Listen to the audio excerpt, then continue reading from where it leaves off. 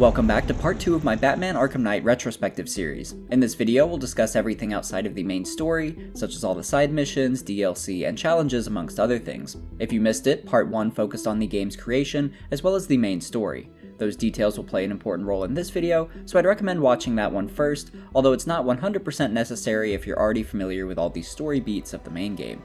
That said, this video will fully spoil the events of Batman Arkham Knight, since we're pretty much picking up where the main story ended. But we have a lot to talk about in this video, so let's get started. Once you've completed the main narrative, there's a plethora of additional content you can engage with beyond it. Side missions are a big chunk of that, and the villains of Gotham are certainly keeping Batman busy this Halloween night. Let's first start with Man-Bat.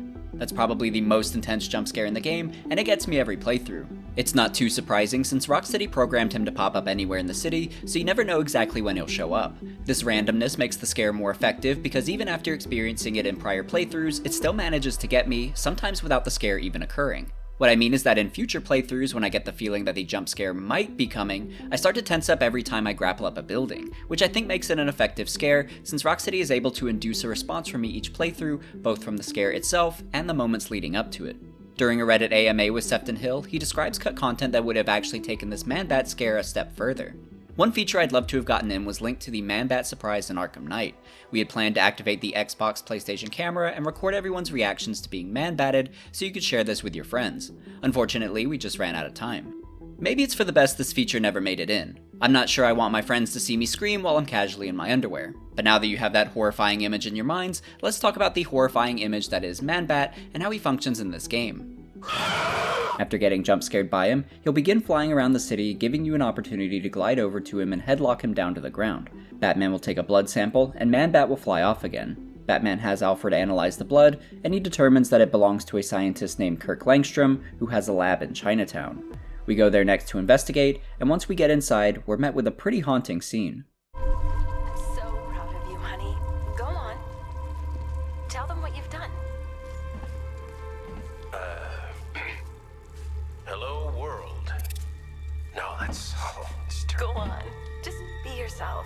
It starts off innocent enough, with Kirk's wife Francine forcing Kirk to document his discoveries because she's so proud of his progress. Kirk is suffering from a rare disease that is causing him to go deaf, so he's been working on a way to cure himself and ultimately all of humanity. His solution is to mix his DNA with vampire bats. He must not have watched Morbius though, because he decides to experiment on himself. As you would expect, things immediately start to go wrong. Francine puts the camera down, after which all we can hear is her screaming until we see her unconscious body fall into view. The tape then replays itself from the beginning. I'm so proud of you, honey. Go on. Tell them what you've done. I love the writing there so much. When you first walk in the room, Francine's words come off as celebratory since she's so proud of Kirk's accomplishments. Now that we know how it resulted, her words, "Go on, tell them what you've done," become more accusatory and now frame this entire video like a confession. I thought that was really clever and it helps to add to the eerie nature of the room. Exploring the room further, we can find Francine's dead body still laying there. It's really creepy and also very tragic, since you know she didn't deserve this. Also in the room is Kirk's computer, where Batman is able to develop a cure for Man-Bat. With that, we're ready to hunt for him around the city again. We'll have another couple encounters with him similar to our first, where we grab hold of him and take him to the ground, where we inject him with the cure. Our final injection will cause Man-Bat to pass out, and we load him into the Batmobile. By the time we get to the GCPD, he's already transformed back into Kirk Langstrom, and we continue towards lockup, where he's placed in Ivy's old containment cell, just in case he reverts back. Batman tells him that Francine is dead, and he's incredibly distraught over what he's done. It's a really tragic and sad tale, and one of my favorite side missions in the game.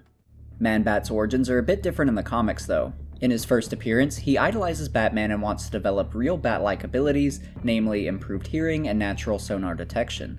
So he makes a serum from the glands of bats, which turns him into a human bat. In the game, we get the sense that Man-Bat is a mindless creature just rampaging through town.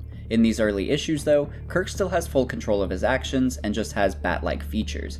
He also teams up with Batman in this issue, and the two fight alongside each other, the way Kirk has always dreamed of. Still, Kirk is horrified at his appearance and seeks out Francine to see if she still loves him. She actually loves him so much that she says that they can make this work, but Kirk is too self-conscious to take her seriously.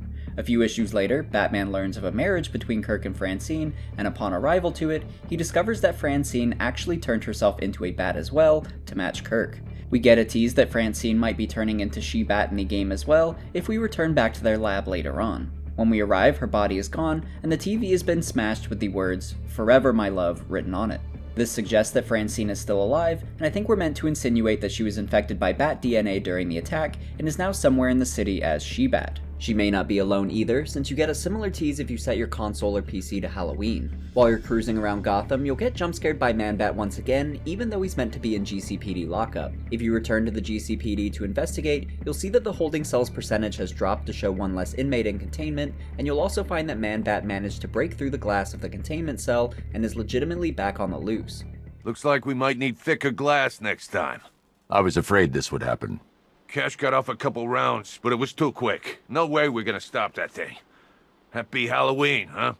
So maybe him and Francine are off to get married like in the comics.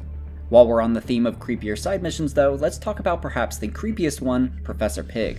Around the city we'll find a bunch of dead bodies tied to walls. They all follow the same MO, where their face is bandaged up with a word written nearby describing their imperfections. Strangely, none of the bodies were killed in Gotham, and were instead killed elsewhere and then brought here. Eventually, Alfred is able to determine that the missing people were abducted along the route of a traveling circus called the Circus of Strange. It's run by a man named Laszlo Valentin, who owns a beauty salon in Gotham. We head to the beauty salon next, and inside is a really unsettling scene. We find Laszlo Valentin performing surgery on a living victim against their will, another scene referenced by the ESRB as to why the game received an M rating.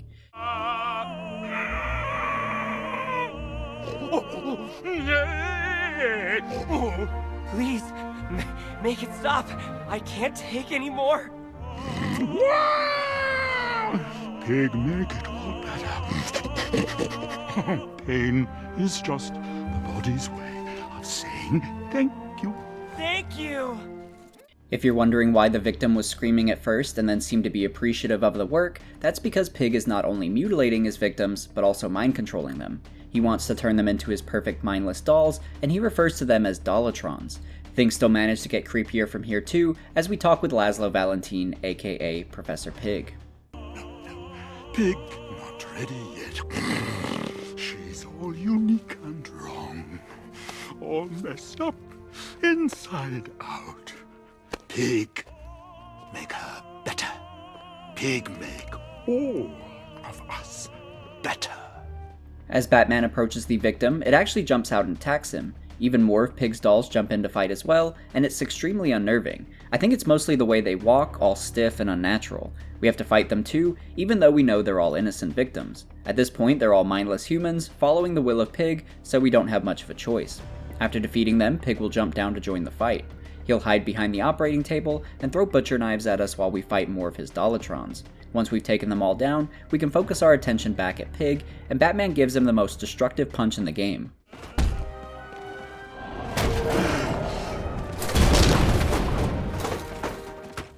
With Pig taken care of, Batman releases the remaining hostages, who were extremely lucky. If there's any villain I'd hate to be captured by, I think it would be Professor Pig. He just seems like the most horrific Batman villain to me.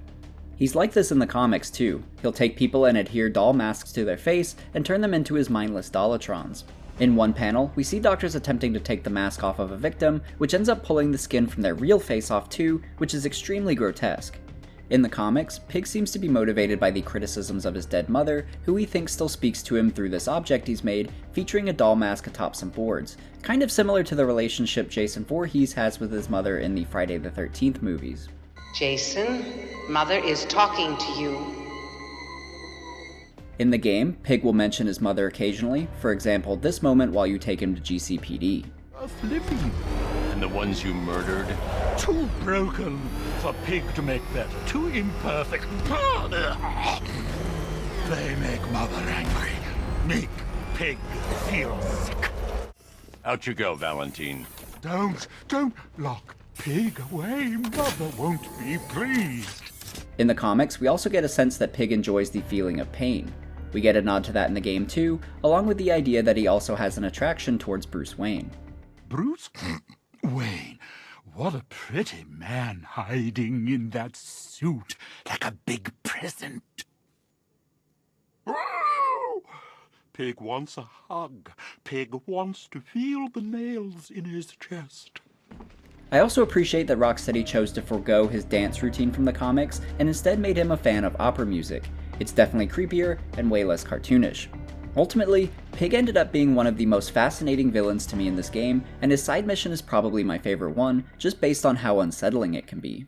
Keeping with the theme of unsettling though, let's next talk about the side mission for the villain Hush. In the last game, Batman Arkham City, we discovered that Hush was Bruce's childhood friend, Thomas Elliot, and that Thomas had managed to perform plastic surgery on himself, making him appear to be Bruce Wayne. Hush then left, and that was the last we saw of him. His story picks up in Arkham Knight though, during a mission at Wayne Tower. While we're playing as Batman, we head to Wayne Tower to check on Lucius Fox. I like how the game tricks us by giving us a clever transition where Batman enters the elevator at the bottom floor as Bruce Wayne exits at the top floor. We're meant to believe that we're playing as Bruce Wayne, but we're actually Thomas Elliot. We learn the truth when Thomas sits down to access Bruce's computer and is denied access via the retinal scanner. Lucius Fox walks in at this moment and Thomas attacks him, using his eye to access the scanner. From here, he attempts to transfer all of Bruce's money to his own account. We then transition back to Batman, who discovers that Thomas is in the building and has taken Lucius hostage. When Batman enters the room, he tries to learn why Thomas is acting like this. What Thomas tells him is pretty similar to the comics. Thomas Elliot's parents were both very rich like the Waynes, and one rainy night, Thomas cut the brake lines to their car in hopes that they would both die. The plan went smoothly until Bruce's father attempted to save their lives, successfully saving Thomas Elliot's mother. In the story, Heart of Hush, written by Paul Dini, we get further insight into Thomas's life after his mother was saved and why it resulted in him hating Bruce so much. Basically, his mother became extremely clingy and required Thomas to take care of her 24/7. She was also pretty awful to him, always comparing him to Bruce Wayne, and often stating how much better of a child Bruce was to his parents' legacy. This caused Thomas to resent Bruce, and he was also envious of Bruce's freedom to travel the world without being tied down by family. In that story, Thomas ultimately killed his mother after she attempted to take him out of her will. The game's version of Hush wasn't quite so fortunate though, as we can see on a plaque in the Elliot Memorial Hospital owned by his family. On it, it states that his mother donated their entire family fortune to the hospital to renovate and preserve it, essentially leaving Thomas with nothing. So that explains his hatred towards Bruce Wayne and why he's attempting to steal his money. Thomas then tells Batman to bring in Bruce Wayne or he'll kill Lucius. Batman agrees and reveals his true identity to Thomas. Bruce did this to catch Thomas off guard, and Bruce thinks to himself that he'll have a brief window to attack Thomas when he turns the gun on him. However, if he's too slow or too fast, one of them will die. I thought I should test that theory out, so let's start with what happens if you're too slow. Thomas will in fact shoot you and kill you, and you get a death scene featuring him. Everything you are, everything you have, it's mine, Bruce, all mine. The next one, I'll forewarn you, is a little bit jarring to watch. If you act too fast, Thomas will instead shoot and kill Lucius. Going even further, you get a unique death scene featuring Thomas standing over Lucius. Too bad, Lucius. I could have used a man of your talents. Now that we know the stakes and despise Thomas even more, we'll get the timing right and perform a really satisfying team takedown between Bruce and Lucius.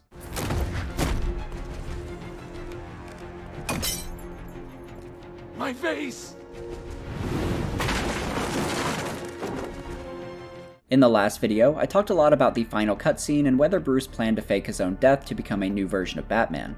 If you've already beaten the main story ahead of this mission and had your identity revealed to the world, you'll get a conversation with Lucius that I think reinforces that theory. The world knows who I am. I don't know what to say, Mr. Wayne. What does this mean for Batman? After tonight, there will be no more Batman. I'm sure you know what you're doing, sir. I know you'd never abandon Gotham. If there's anything you need me to do, anything at all. Thanks, Lucius. Along with that, Batman has also been confirmed to return in Suicide Squad Kill the Justice League, so we'll see what Bruce has been up to since Arkham Knight in that game. Continuing on, let's look at another potential protector of Gotham, Azrael. Azrael was a mysterious character in Batman Arkham City who followed us around and described a prophecy involving Batman. Dark days are coming, Batman. The prophecy is coming true. You are the warrior who will close the gates of hell. You are the one who will save this day. And in doing so, events will occur that you cannot stop. From the ashes of Arkham, the fires will rage and Gotham will burn. And you will burn too. As we saw, that prophecy came true. But prior to Batman's demise, Azrael reaches out via burning bat symbols on rooftops. He wants to take up the mantle when Batman is gone, and wishes to prove himself through Batman's trials. As a symbol of his willingness to follow Batman's no-kill rule, Azrael gifts Batman his sword, and Batman later hangs it up in the clock tower. Batman agrees to test him though, and each mission involves us playing as Azrael, fighting off holographic enemies. The twist though is that you can't get hit during these trials or else you fail. They're not too terrible, and since Azrael has been studying Batman's moves for quite a while, he fights identically to him. After completing all of the trials, Batman still isn't sure if Azrael is an ally or not, so he conducts research on him in the Watchtower. He learns that his real name is Michael Lane, and that there are issues with his brainwaves. After some analysis, it seems that the Order of Saint-Dumas, the religious organization that Azrael works for, has implanted hidden messages into his subconscious. As far as Azrael is aware, his mission is to take up the mantle of Batman, which is honorable. However, the secret message that hasn't fully triggered him yet is that he must earn Batman's trust and then kill him. The Order believes that Batman's no-kill rule makes him weak, so Azrael must become the protector Gotham truly needs. Azrael then arrives, and after learning about this hidden message, he's conflicted, and Batman offers him a choice. We'll decide for Azrael, and after reclaiming the sword from the mantle, we choose to either kill Batman or break the sword. If you choose to kill Batman, he'll counter Azrael and knock him out.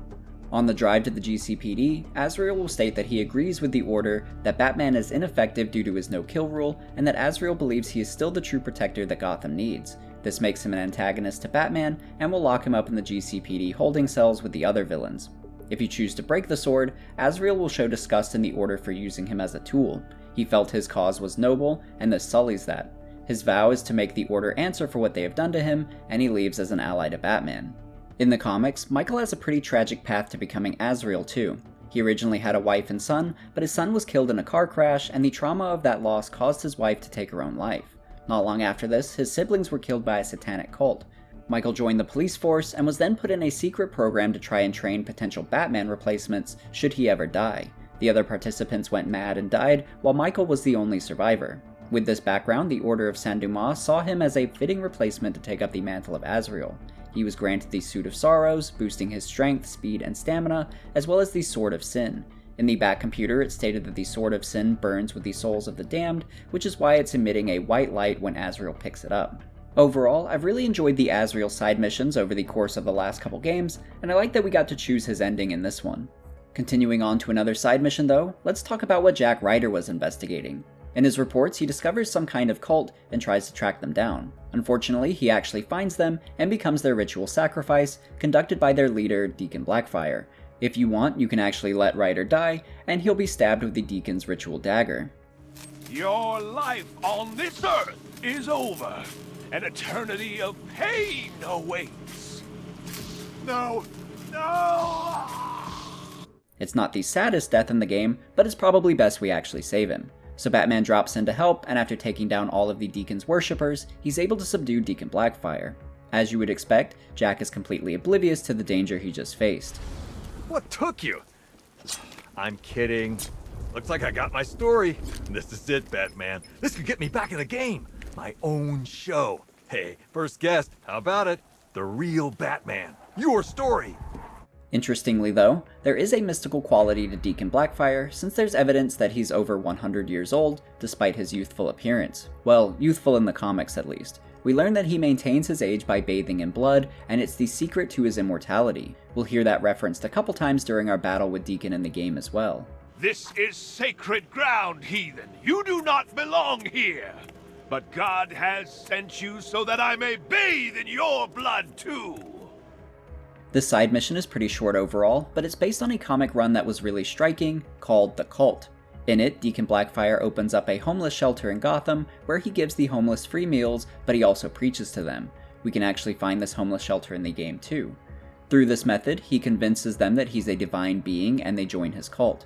They believe that it is up to them to cleanse Gotham of the evildoers, and that the police can no longer handle things. They even manage to capture Batman and tie him up in the sewers. From here, they starve him, beat him, and drug him. Batman's will is strong, but even he starts to see visions and gets brainwashed by Blackfire. If Nightfall is the story where Batman is broken physically, then The Cult is the story where Batman is broken mentally. It's not common to read a Batman comic where Batman is so down and out, but it's interesting to see him at his lowest and how he fights to overcome it. It's unlike many other Batman comics, and it's a good one to check out if you're curious. I'll have it linked in the description as well. Next up, we talked about him a bit earlier, but another villain we still need to capture is the Penguin. While we've been dealing with Scarecrow, Nightwing has been tracking more of Penguin's stash houses. So like last time, we'll break in and clear the room, and then destroy all of Penguin's illegal goods. However, in the last depot, Nightwing failed to join us. We clear it out solo, but as we're destroying everything, Penguin broadcasts to us that he's managed to capture Nightwing. Nightwing has a tracker on him though, so Batman is able to hone in on his location. When we arrive, we break through an obnoxious painting of Penguin and free Nightwing. This leads to another team combat sequence, where together, we'll take out everyone in the room. Afterwards, Batman plants the explosive gel, but in the meantime, Nightwing has managed to get himself captured once again. This time though, he redeems himself by flipping Penguin into the air for Batman to slam him. Penguin's taken care of, but what I'm most interested in with this scene is how Batman talks to Nightwing after. So, here's the part where you tell me off. I'm proud of you, Dick. Are you feeling okay? This is the end. This is the last time we meet. Don't talk like that. Alright, this won't stop you. Nothing stops you. Keep Bloodhaven safe. Promise me. It's okay, Bruce. I get it. You just don't want me hanging around, stealing the limelight. Dick. I won't let you down. It's nothing too heavy, but it's not often that you get emotion like that from Batman, and you have to imagine it was nice for Nightwing to hear that Bruce was proud of him. On our way to transport Cobblepot back to the GCPD, you get different dialogue with him depending on if your identity has been revealed or not. If it hasn't, Penguin will act cocky and Batman will suggest that he might actually kill him tonight. What's the matter? Got you rattled? Your choice, Cobblepot. GCPD or the morgue. Empty threats, Batman. We all know you don't kill. I'm not feeling myself tonight. Well, I'm sure you'll feel better tomorrow.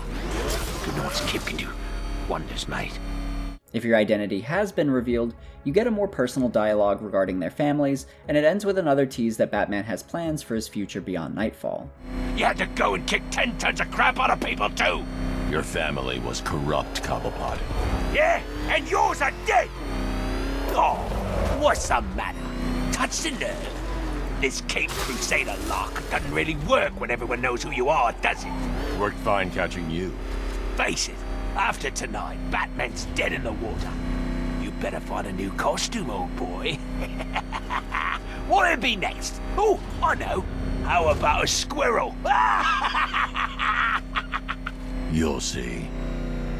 Another villain who you can get unique dialogue with is Two-Face, since he's another villain with a more personal relationship to Batman. In the comics, the two were once allies, while Harvey Dent was District Attorney. That all changed during a court hearing against Maroni, when Maroni threw acid at Harvey during the trial, scarring half of his face. This physical transformation made him snap mentally, developing an obsession for duality as well as a dark side. On a side note, something I found interesting about Harvey in these early comics was that his name was actually Harvey Kent for a while until they later changed it, probably due to Superman having the same last name. Going back to the game though, Harvey is taking advantage of the chaos by robbing all of the banks in Gotham. When you capture him, you'll drive him back to the GCPD like the other villains. If your identity hasn't been revealed yet, Harvey will express sadness over the falling out between you both. Settle down, Dent. Don't call me that. He's dead. I don't believe that. I wish I was dead. I'm a freak because of you. That wasn't my fault. You're the man who put that acid-throwing bastard in the dock. You said we'd save Gotham. I'm sorry, Harvey. However, I really love the dialogue between them if your identity has been revealed. You get to see the similarity between them, and it's like Two-Face knows you better than anyone else does. And excuse the pun, but maybe they're two sides of the same coin.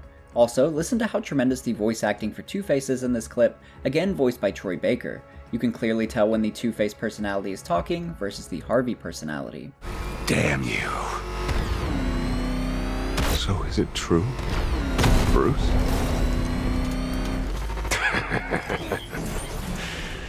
Don't answer then. We know the truth. You aren't Bruce Wayne. Jim Gordon and I, we didn't strike a deal with Bruce Wayne. And it's sure as hell not Bruce Wayne waiting on the rooftops each night. This is who you are. See? We get it, Bruce. It's not the face you're given. It's the face you choose. Another interesting pairing is that of the Firefly side mission and the firefighters. Throughout the city, you'll find a bunch of captured firefighters who need your help. As you rescue each one, they'll tell you that the city was looking to cut back on firemen, and many of them were going to lose their jobs. The majority of the firemen you save will also express concern over finding their chief, since he's gone above and beyond to secure their jobs. However, you also learn that the chief was occasionally meeting up with someone who had burns all over their body. What you come to find out is that the chief made a deal with the villain arsonist Firefly to burn abandoned buildings in Gotham to hopefully show a need for firemen in the city again and get funding back. The deal, though, was that Firefly would be able to burn buildings without resistance, but the chief's men decided not to evacuate tonight, so Firefly got pissed and started burning fire departments. When we eventually rescue the chief, he admits to as much, and it's kind of a sad moment. You have to take him to the police station because he did the wrong thing, but you also know he did it for the right reasons. I never enjoy putting him behind bars with the rest of these sinister villains, and I like that Rocksteady gave us a side mission with a little bit more of a moral gray area. As we continue through these side missions, we'll eventually come into contact with Deathstroke. Like I mentioned in the last video, Deathstroke had been working with the Arkham Knight and has been helping to lead the militia troops. Once the Arkham Knight disappears though, Deathstroke steps in to finish the job. You really only converse with him via radio, and if you want to actually fight him, you'll have to destroy all the various militia roadblocks, watchtowers, mines, and APCs, which can take quite a lot of time. Initially, I thought it was worth it though, because I was extremely excited to fight Deathstroke. He's a master assassin from the comics, and had one of, if not the best fights in the series during Arkham Origins, so the thought of revisiting that but in Arkham Knight had me pumped. However, I was massively let down when I realized what this boss fight actually was, another tank battle. It's also very similar to the Cloudburst battle against Arkham Knight, which by itself is disappointing because it's a reused boss battle. Still, you'll recall from the last video that I enjoyed the Arkham Knight tank battle, and admittedly, I do still enjoy the cat and mouse style gameplay in this boss fight too. My issue with it though, is that it's poorly utilizing Deathstroke. I guess the best way I can summarize this thought is to say that it's a good Batmobile level, but it's a terrible Deathstroke boss fight. When you bring someone like Deathstroke up against Batman, you don't put him in a tank. That needs to be a martial arts slugfest. This is a man that can push Batman to his limits in hand-to-hand combat, and you especially need to showcase that because the bar has already been set high for that in Arkham Origins. I'll also remind you that Arkham Origins was not made by Rocksteady and was instead made by WB Montreal. So having Deathstroke in a tank honestly felt like Rocksteady didn't feel like they could top what WB Montreal did with him, and instead chose to sidestep it entirely. It's disappointing for sure, and I know that Rocksteady could have given us a worthy boss fight against Deathstroke had they actually gone for it. But ultimately, it feels like such wasted potential for such a badass character. Going back to the other side missions though, our final one from the base game is against the Riddler. I have definitely had mixed feelings about his implementation and payoff in the past games, and this one is no different. Compared to the prior games, Riddler has much more planned for us this Halloween night though, and has even managed to capture Catwoman in the orphanage by pretending he had a job for her. Riddler then strapped a bomb collar to her neck and tasked us with completing trials to rescue her. There are a lot of different trials that he puts us through, and most of them have to deal with the Batmobile. He'll test our driving skills, putting us through various fast-paced obstacle courses, and every time we complete one, we then have to tell Catwoman which case contains the correct key, or else she'll get blown up. One detail I liked was that in New Game Plus, these key puzzles were different and more challenging compared to the normal game, which helped to maintain the tension of selecting the correct key. After each interaction with Catwoman, our Joker hallucination will also pop up, giving Bruce some dating advice, and these were some of my favorite Joker hallucinations. Hey, Bats. When did Catwoman get so cute? Must have been when I started looking out of your eyes, hmm? You gonna ask her out or what? Oh, you're not still torn up about Talia al Ghul, are you? Come on, it's been months. Even the worms that ate her corpse have probably forgotten about it by now. Great news, Bats. I was just hanging out in hell, you know, 'cause you killed me and sent me there, and you'll never guess who I saw. That's right, your dead girlfriend, Talia al Ghul. Now, don't worry, I asked, and she's totally cool with Cat Lady having a go on the old scratching post. Another great detail at the orphanage is that you can annoy Riddler during one puzzle in particular. During one of your early moments revisiting the orphanage, Riddler will have set up a mirror puzzle with rotating pieces. What you're supposed to do is line the pieces up, and then scan the mirror to complete the puzzle. However, if you're annoyed by this as soon as you see it, you can attempt to walk out the door. I see what you're trying to do. You're testing my patience, aren't you? Trying to drive me insane as I watch you struggle with that riddle. Well, ha, Batman, ha! I've made it easy. Now all you have to do is stand in the right place and scan.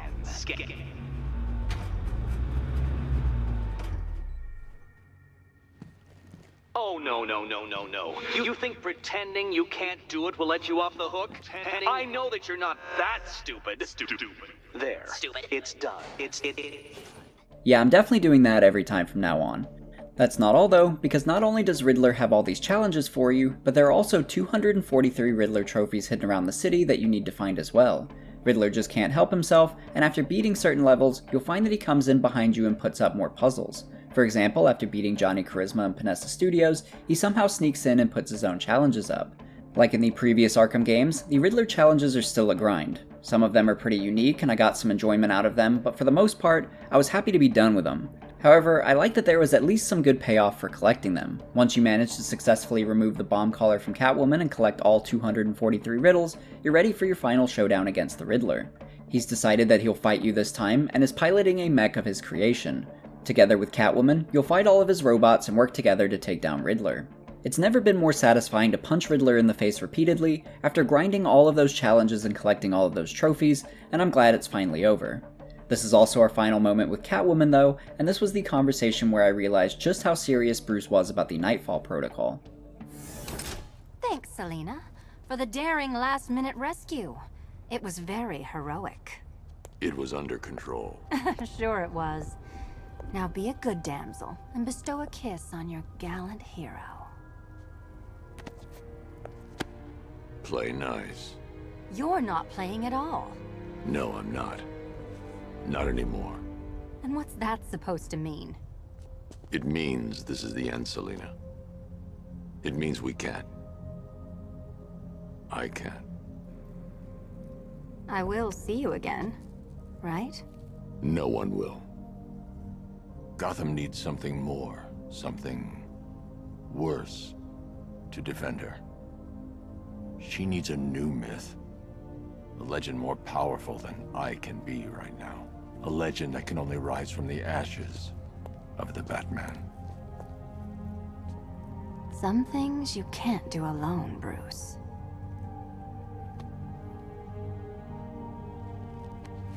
And some things you have to. Call if you need me. I won't.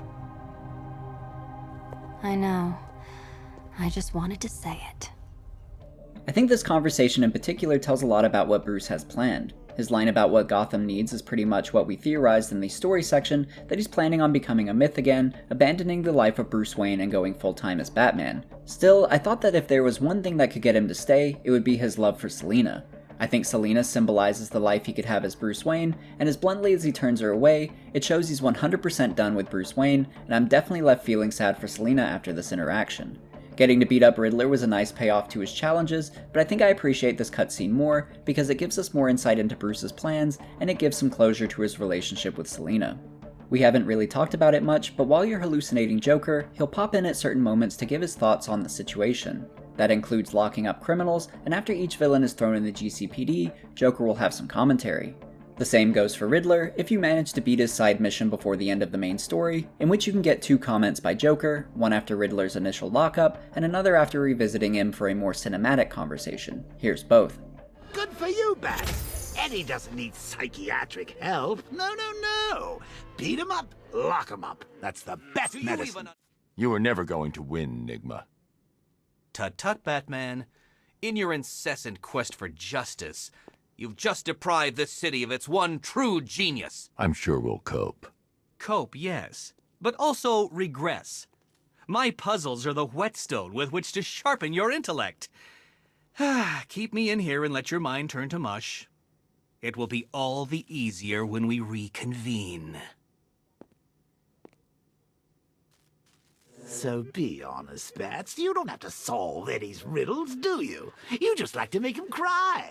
Since we haven't really talked much about these bonus Joker hallucinations and inmate conversations, here are a few more that I think are fun. Now, old Pigface here. Total lunatic. Far too good for this place. Don't worry, you'll be the first one I let out. I hope whatever they paid you was worth it, Slade. The chance to fight you is always worth it, Batman. I'm flattered. You should be. When a man earns my respect, that means I do not rest I devote all of my energy, everything I have, to killing him! So at what point does world's greatest assassin become false advertising? Think of all the crimes you missed while capturing us. So how's it hanging, Harv? Color me insensitive, but I've always wanted to ask, did everything get split down the middle? You're stepping into my church now, Deacon. Look around you, Batman. Look at what you seek to protect. Gotham is fallen. Why are you still fighting? This is over. I say when it's over, Blackfire. Take him down to the cells. Hey, don't look too pleased.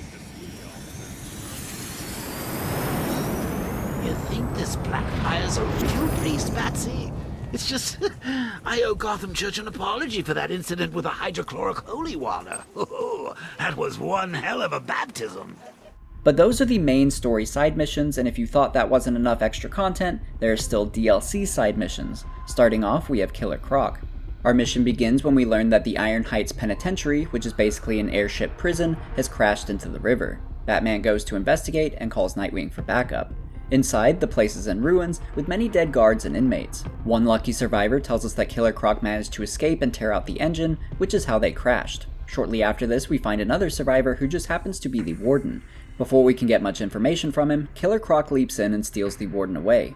Croc is also looking much larger and more monstrous compared to when we saw him last in Arkham City, which raises a lot of questions. Continuing through the airship, we find a lab containing a video diary of the Warden. In it, he describes how they apprehended Killer Croc in the lighthouse in Gotham. Speaking of which, if you go there, you can find evidence that Croc has been living there, based on all these skeletal remains. But after capturing Croc, the Warden decided to run experiments on him since he was fascinated by Croc's ability to regenerate lost limbs. The Warden had Croc's limbs purposefully cut off to test their ability to grow back, and this brought a great deal of trauma to Croc. The toll of the pain started to manifest itself physically too, causing Croc to grow larger as his body attempted to adapt. In the next room, we'll find Croc holding the Warden prisoner, requesting he find a way to change him back to how he was before. We break in to stop Croc from potentially killing the Warden, which leads to a boss fight against him. With Nightwing alongside us, this is another team combat encounter, and I thought this was a really enjoyable one, mostly due to the animations associated with the Croc takedowns. He's so large that it's fun watching Batman and Nightwing flip around to evade his attacks and beat on him together. They're both so in sync that it's a joy to watch them work together to take down Croc in unison. With Croc defeated, we bring the Warden back out to safety. He's the true villain of this story though, and Batman treats him accordingly. Using the Batwing, Croc and Warden are brought to the GCPD and locked up. Also at the GCPD is Mad Hatter. When we go to interrogate him, he tells us that he's kidnapped 3 GCPD officers and hidden them around the city. In order to find them, all we have to do is listen for the siren song. What he means by siren song is a distortion he's created to their police sirens that we can hear from a distance to pinpoint their location.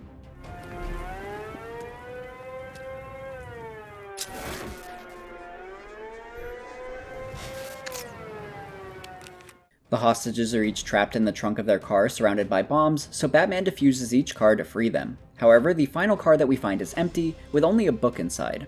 Officer Cash also calls in to tell us that the missing police officer has returned back to them, no harm done. This is strange, so we head back to the Hatter. When we get there, we question Mad Hatter about the book.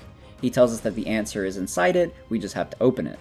When we do, we turn to a storybook page of Arkham Asylum, and then the room starts to black out as we fall down the rabbit hole like Alice in Wonderland as we enter the book.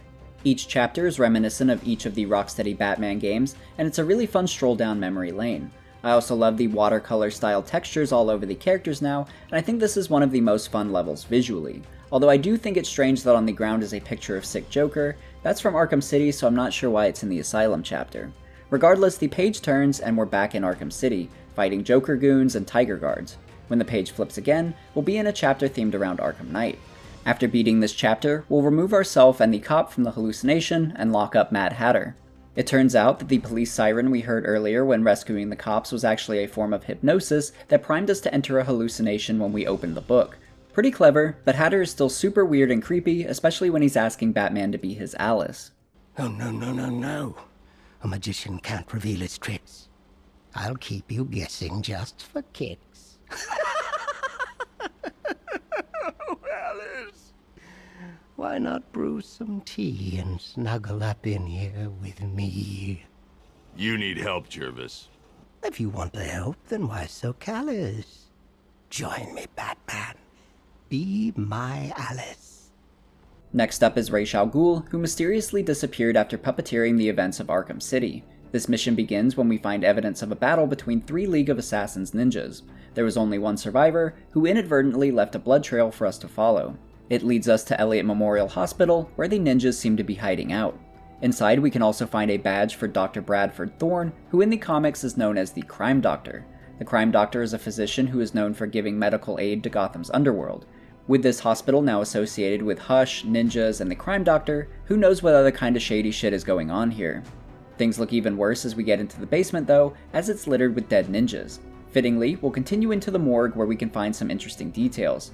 The first is the waitress from the diner at the beginning of the game, and we can see she sadly didn't make it out alive. The same goes for someone else at the diner, the guy who told us that someone was smoking in the corner booth. Below him is an even more intriguing find though, and that's a tag for the body of Talia al Ghul, Bruce's love interest who died in the last game, and daughter of Ra's al Ghul. What I find most interesting about this though, is that her body's missing. I liked Talia a lot in the last game, so I'm hoping this means that someone from the League of Assassins retrieved her body and took her to the Lazarus Pit. Continuing on though, we'll find a secret door that takes us deeper underground, where we find Ra's al Ghul in terrible shape. He's been revived too many times and is barely still alive. His loyalist guard requests our help, stating that they've discovered a pure source of Lazarus not far from here. Batman says he's not going to help them, but she threatens to bring war to Gotham if he doesn't. She also calls in to question his morality, believing that he won't kill Ra's, but he also won't allow him to die if he can save him. With this information, Batman heads to the Lazarus source that she mentioned so that he can destroy it. He first takes a sample of it though, potentially as a cure for Ra's.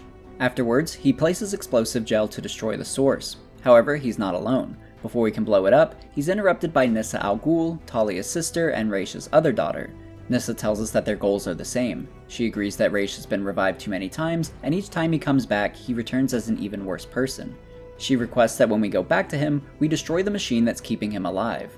She even takes the opportunity to destroy the Lazarus source herself to further show that she's serious. She also tells us that when Ra's dies, she'll lead the League and take all of their forces out of Gotham and stop shedding innocent blood. Bruce now has a tough choice. Will he help Nyssa and the rebels by helping them kill Ra's, or will he keep Ra's alive and risk more of his crimes? If you decide to destroy the machine, Batman will do just that, and then fight off all of Ra's loyalist guards. Ra's will attempt to come fight you, but he can barely stand. Nyssa then shows up, ready to kill him for good, but Batman decides to take him to the GCPD instead, where he'll die naturally. Nyssa allows it, and states that she'll stay true to her word and pull the League out of Gotham. When Batman gets Ra's to the GCPD, we even get a nice little bit of closure between them.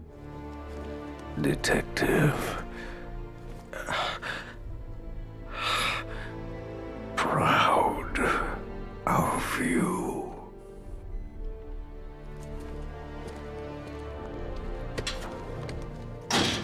If you choose to cure Ra's though, you'll now have to fight the rebel forces as they swarm you. Nyssa will also attack you, questioning your decision. Already being healed by the Lazarus chemicals, Ra's is able to stand and speak to Nyssa. He calls her a traitor, and she charges him. He manages to slash her in the chest, killing his own daughter. Ra's then escapes in a cloud of smoke. Batman offers to try and get some Lazarus chemicals for Nyssa, but she refuses, not wanting to become like her father before she legitimately dies. So yeah, nothing about this ending feels good. As Batman leaves the hospital though, Alfred calls and tries to give Bruce a sense of optimism. All of the League's ninjas have left Gotham and Ra's will need some time to heal. Alfred feels that Bruce managed to stop a war, but I still can't help but feel like this was the bad ending.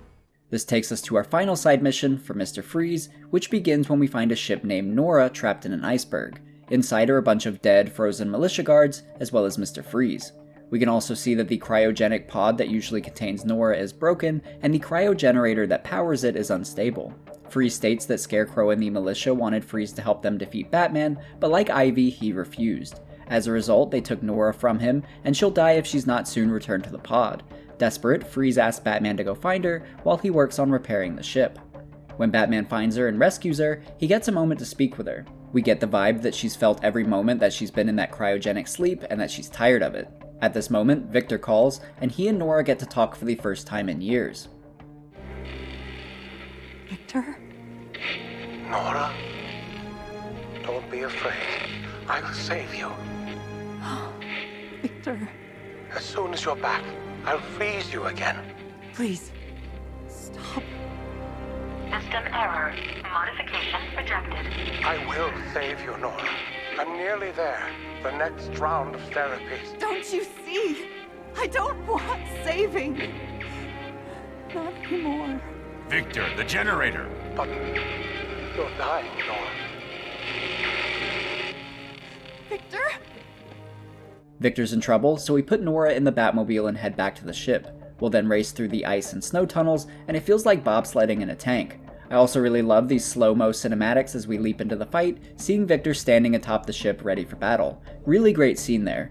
We'll next try to fight off all the militia forces, but there's too many of them and we're quickly getting overwhelmed. The only solution is to detonate the cryo-generator, which will take them all out, but it also means that Freeze won't have any way to save Nora.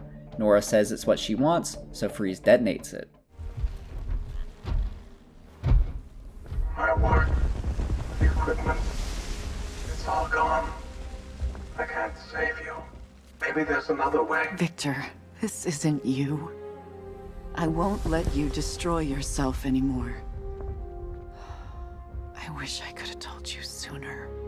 I don't want you to die, Nora. Then let me live.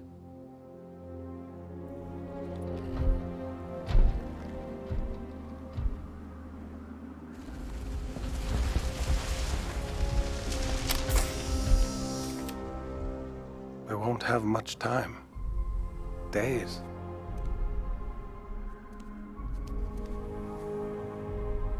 Time never has been on our side, Victor.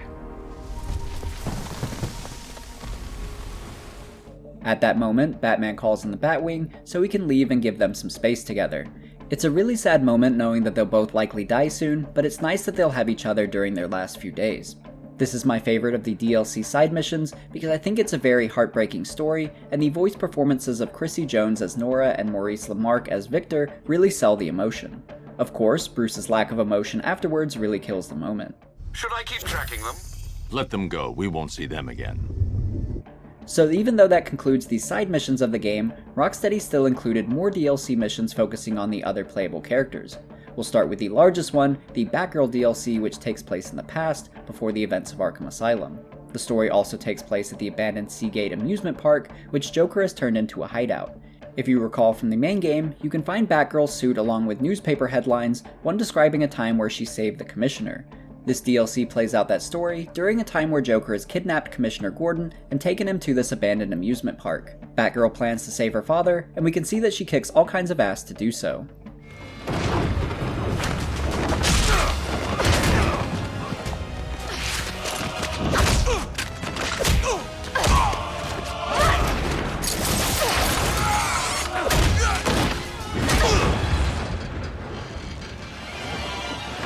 Tim, where are you? Got your call. What's this about? Joker's got my father.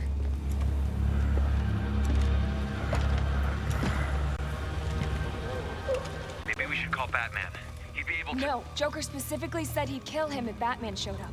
If anything happened to him, I don't know what I'd do. Don't worry, Barb. You got this. He's gonna be all right. How can you be so sure?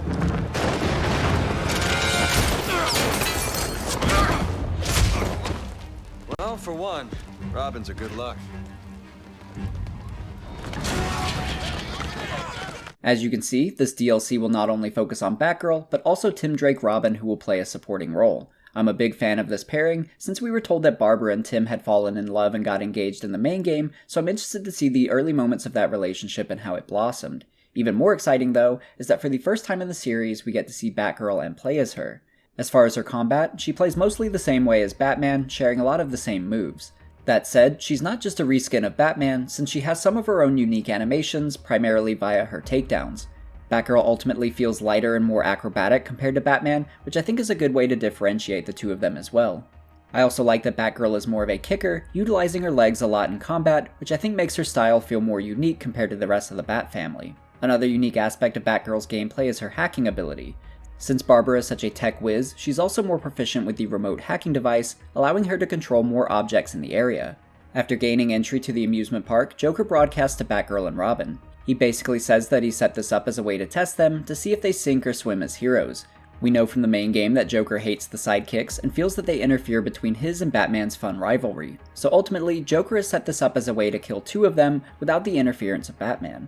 Later on, Joker gives a different broadcast describing how Batman has changed since getting sidekicks, which I found to be pretty interesting. You see, Batman hasn't been himself these past few months. If he's not late, he's exhausted. If he's not exhausted, he's preoccupied, making all kinds of silly mistakes. I believe they call it baby brain. Best way to cure baby brain is to get rid of the babies. As we head through the gate, we get a great look at the Seagate amusement park off in the distance. If you recall from the last video, we can even see the amusement park at the beginning of the game, which is a fun detail as well. We'll get to explore all of it as a mini expansion, as well as uncover the lore of its origins, which are all pretty interesting. To start, Barbara tells us that this was an oil rig owned by an oil tycoon, and he eventually built an amusement park on it for his daughter. Despite it being fully operational, the place never actually opened due to permit issues. His daughter later died, and he disappeared, leaving the amusement park abandoned. Pretty intriguing, and there's more to that story that we'll discuss deeper in the video. For now though, Batgirl and Robin traverse the trolleys to reach the park. Along the way, they get some interesting character moments. For example, they run into a sniper, and Robin says he'll take him out. Batgirl insists she can do it, and uses her remote hacking device to electrocute him. Afterwards, Tim tries to be playful, and surprisingly, gets shut down. How'd you get so good with computers? Books. Ah, books. I've heard of those. Tim. Yeah? Not now. Not exactly the kind of chemistry you'd expect from them knowing that they'd be married in the future, but I think it says a lot about their current mindsets. I assume this takes place before the two started dating, so it's interesting to see that Robin was the one who was interested first, and how he's trying to catch her attention. Now probably isn't the best time though, since she's focused on rescuing her father, but you also get the sense that she's got something to prove. As the only female member of the Bat family, I'm sure the other members want to do things for her a lot of the time, as we saw Robin offer to take out the sniper. Her outfit also closely resembles Batman, drawing a lot of comparison, with even Batman calling her a copycat at one point. Speaking of which, let's talk about Barbara's comic origins a bit. When she was first introduced, she was not only the Commissioner's daughter, but also a librarian, which I believe is true for the Arkham continuity as well. We even get a nod to the Center Clock Tower workspace, where she has a poster about books. In those early comics, Barbara had no association with Batman, but did see him as an idol. Her and her father were invited to a policeman's masquerade ball, in which she made her own variation of the Batman costume. On the way to the party, she witnesses Bruce Wayne get jumped by Killer Moth, so she springs into action to rescue him. Bruce runs away to don his Batman outfit, while Batgirl fights Killer Moth. Moth ends up escaping, and Batman tells Barbara that he's not looking to be allies. Instead of calling it quits after this, Barbara is hooked on the idea of fighting crime, and trains herself for the day that it might happen. It's sooner than she thinks when she goes to drop off a rare book at Wayne Manor, which coincidentally happens to result in another Killer Moth attack. She dresses up as Batgirl and helps Batman and Robin capture Killer Moth, leading to Batman accepting her as an ally. In the Arkham Knight prequel comics, it's similar but different. In that, Barbara is on a tour of the police department with her dad when she notices a makeshift Batman outfit. The police have been trying to figure out how Batman does what he does and prove that he's not a mythological figure. To prove that he's just a normal man using tech, they built their own Batman suit to showcase their theory. They also plan on revealing the suit to the public during a big press event. Barbara and her father attend the event, but it's crashed by Killer Moth. He aims to prove to Gotham that he's the anti-Batman and make a big show of it. In the chaos, Barbara takes the Batman suit and fights Killer Moth. Eventually, Batman shows up and he takes down Killer Moth. Afterwards, he compliments Batgirl's work, but tells her to make this just a one-time thing and not become a vigilante because it's a dangerous lifestyle. It's too late though, as Barbara has already caught the bug and is addicted to the thrill. Later in the prequel comics, we see Batgirl again in a new suit, the same one in the game, where she attempts to apprehend Killer Croc. Batman shows up and subdues him, and tells Batgirl that she needs to go home and burn the suit, and that he doesn't want a copycat vigilante getting killed doing what he does. Trouble seems to find Barbara though, as she attends a carnival in Gotham. This just so happens to be the moment that Harley Quinn introduces herself to the world in an attempt to prove herself to Joker. Batgirl isn't able to apprehend Harley, but she is able to restore order to the area and rescue civilians. Batman's impressed, but still doesn't fully approve. Barbara doesn't care, and tells him that he can't be everywhere at once, and that she isn't Batgirl for him, but for herself. Seeing how determined she is to be a hero, it's no surprise that Batman eventually takes her on as an ally and member of the Bat family. Returning to the game though, Batgirl and Robin continue to ascend towards the park when Joker shows up to interfere, as he further describes why he dislikes the sidekicks. Also, please try to ignore how bugged out Batgirl's cape is in this cutscene. See, it used to be simple. I blow things up, he shows up, start all over again. We didn't see him coming. I don't know what he's planning, but Gordon, he's in trouble. He'll be okay. I'll make sure of that. Now there's you two knuckleheads spoiling my game. My game! Not funny. Robin, RPG! I see it.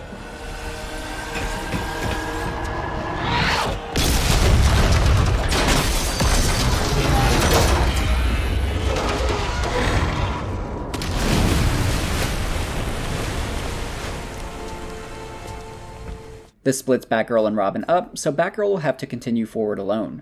She can still talk with Robin via their comms though, and we get a moment where I think Robin was about to ask her out. Barb?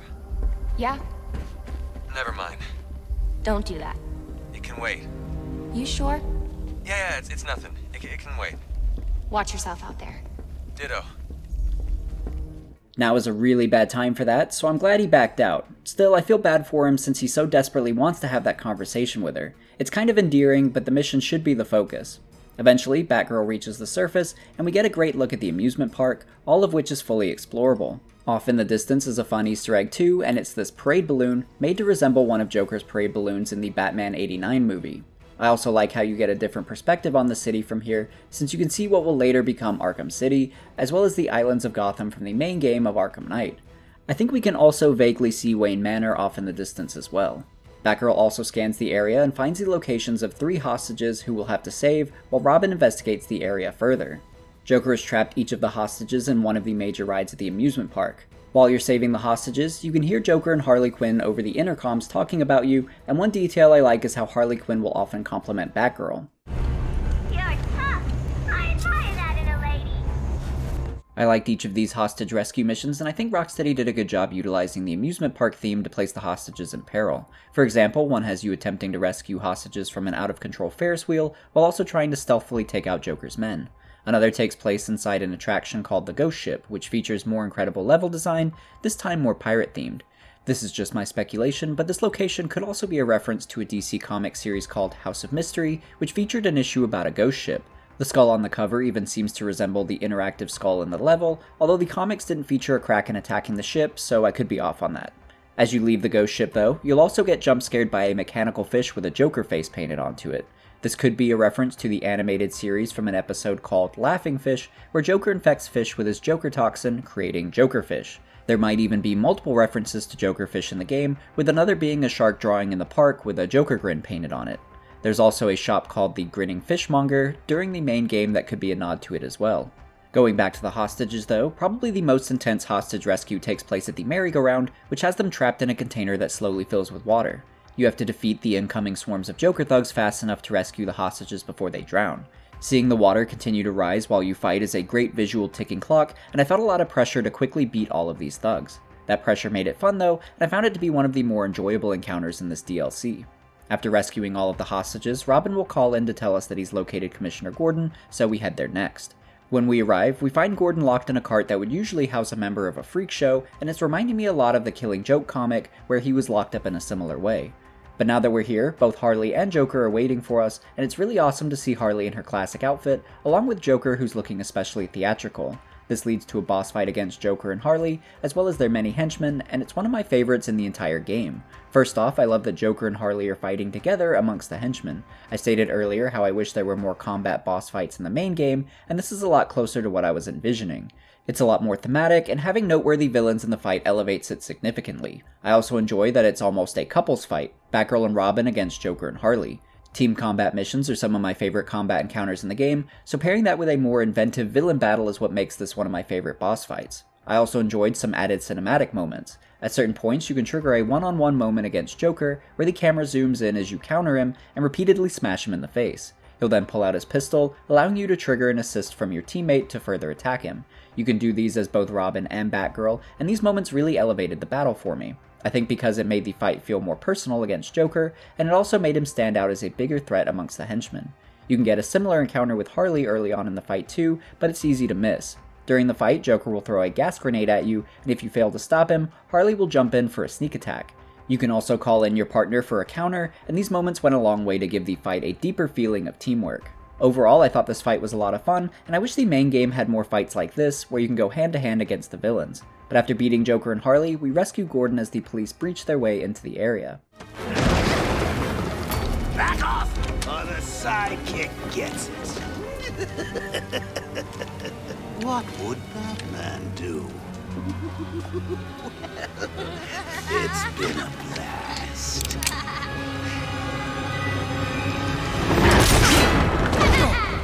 The next one's for you, kiddo. Toodaloo!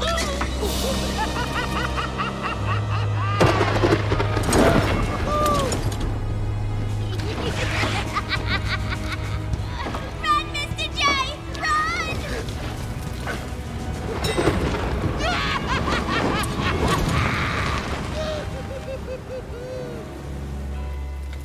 Thought you said Robins were good luck.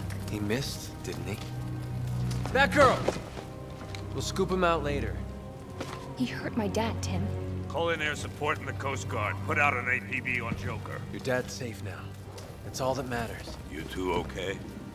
We're good, Commissioner. You saved many lives tonight, including my own. Thank you.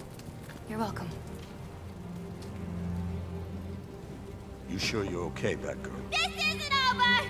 We'll get you! Get her out of here!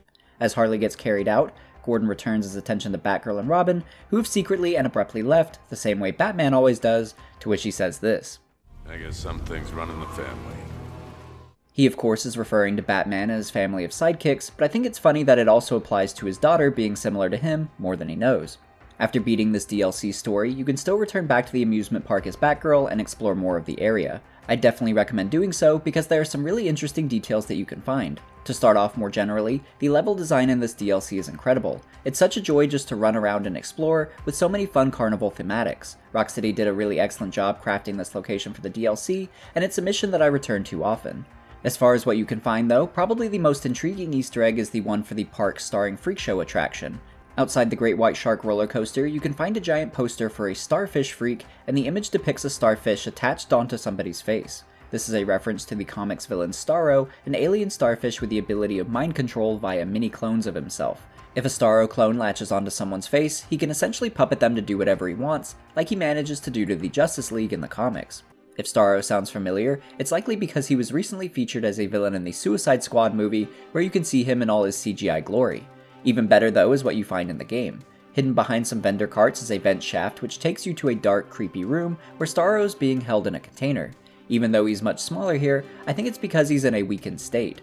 In one of the Justice League comics, after being defeated by them, he later returned and had to regrow himself by feeding on protein fed to him by mind-controlled humans, so that could explain his smaller size here. Another detail that I found strange is that there's a second container next to him that's empty. Starro can produce smaller starfish to do his bidding, so I'm wondering if there is at one time another starfish in this second container, which has possibly escaped. I might be overthinking that, but I'm sure a second container was placed here by Rocksteady intentionally. The idea of another mind-controlling starfish on the loose is certainly pretty terrifying, and maybe we'll see this Easter egg return in Rocksteady's next DC game, Suicide Squad Kill the Justice League, which is confirmed to take place in the Arkham continuity. The villain of that game is said to be Brainiac, but I don't think it's a stretch to speculate that Brainiac could be working alongside Starro to mind control the Justice League. Continuing on though, my favorite of the additional details in this DLC is the story of the park's owner, Edward Burke. Through your exploration, you'll find various carnival games that you can interact with. For example, a memory game where you have to hit certain plates to find the matching images. They're pretty simple mini-games, but being able to interact with them is a really nice touch. After beating each game, you'll get a voiceover message from Edward Burke to his daughter Katie, which provide details on the origins of the amusement park. The way the story goes, Katie became ill and he spent a lot of time with her in the hospital. During their talks, she would describe amusement parks and even make drawings of them. Edward decided to show those drawings to his therapist, Dr. Harleen Quinzel, who unbeknownst to him was also Harley Quinn. If you recall, Harley was actually a clinical psychologist until she fell in love with the Joker and decided to be Harley Quinn full-time. This is explored in much more detail in the Arkham Origins game, which I'd recommend checking out.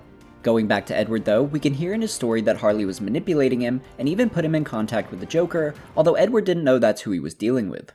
Actually, come to think of it, she was the one who suggested I build this place for us. To inspire me, she introduced me to a strange man in a purple suit, who gave me a lot of unique ideas for the park. He calls himself Jack White. He's got a great laugh and sense of humor. I think you'd really like him. Jack White is an alias that Joker often uses, and it's one that he used around the time of Arkham Asylum as well. It came from a company owned by Mr. Jack White. One of Joker's oldest aliases. So, Joker pays Dr. Young to create his army, and then all of a sudden he stops. Doesn't make any sense.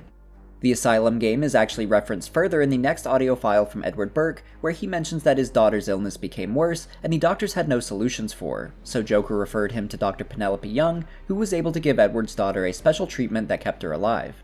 Penelope Young is a doctor from Arkham Asylum who was experimenting on Bane and created the Titan formula. Her intentions were good, since she legitimately wanted to cure people, but Joker ended up manipulating and blackmailing her, as well as weaponizing her formula, which led to all the Titan monsters in that game.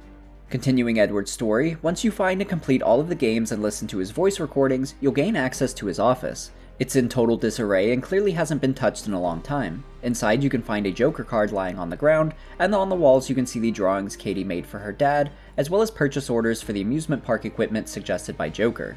You can also find a table full of liquor bottles and pills, along with a final tape to Katie. Katie died before she could see the park. Jack blamed me and said I should never have taken her to Gotham General in the first place. But how was I to know? He told Dr. Young to triple the dosage of her alternative meds, but that only seemed to make things worse. She died last week, and the pain is unbearable. Dr. Quinzel says it won't get better. She says the pain will just get worse, and that there's no point in going on. She's right. She always is. I signed the park over to Jack, and, well, my only hope is that he does something inspiring with it. As for me, I'll be with Katie soon. These pills Jack gave me will make sure of that. They're supposed to be painless.